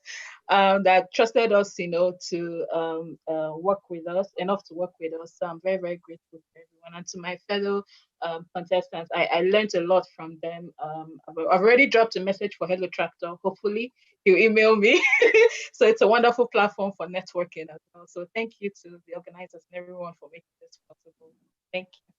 All right, congratulations, Chinwe. And we can feel the excitement. I love the fact that you're already looking to collaborate. And that's what it's all about, connecting all the dots. So once again, on behalf of the platform, the whole organizers, the Global Entrepreneurship Week Nigeria, the Global Entrepreneurship Network Nigeria, Enterprise Women Center, SunTrust Bank, I say congratulations to all of you. And I will hand over now back to our Mistress of Ceremonies, Waimi Smith. Over to you, Waimi. Thank you very much, Ma. Thank you. And congratulations again to all our winners and all the participants who pitched. You're all winners to have gotten thus far. And so we'd just like to announce that you're all very welcome to the award ceremony that will be taking place on the 9th of September at the SunTrust head office. All right, we hope to see you there, and you'll be given exclusive access. So check your emails. We'll contact you. Gen Nigeria will send you an email with the details, and the award ceremony will start 12 noon. So we hope to see all of you there, and we hope you make it. Congratulations to everyone. Thank you to all our jurors. Thank you to SunTrust Bank. Thank you, Gen Nigeria. Thank you, EDC. Thank you, everyone. Stay enterprising, and I would hand over to my anchor, CJ, to say his final words before we let you go. Thank you very much. Okay, thank you so much. Thank you so much, Remy. Thank you everyone for coming. As Remy said, we will be hosting the award ceremony next week, so please be there. And I just want to wish everyone well in your endeavors as well. Okay, so thank you for coming and do have a nice day. Thank you. Thank you very much. See you next week. Thank you. Right. Thank you. Thank you. Can we just open our mics and say bye? Open our mics, please. Bye. Bye. Thank you so much, Sontras. Thank you, everyone. Sontras, don't go. Please, let's take a picture. Bye. Thanks. Okay. Bye, everyone. Thank you. Bye, everyone. Good luck. Take care of yourselves. Okay, let me try to do that. Please don't log out yet. Let me take a picture. Done. All right, please stay behind. Let me take a picture. All right, hold on.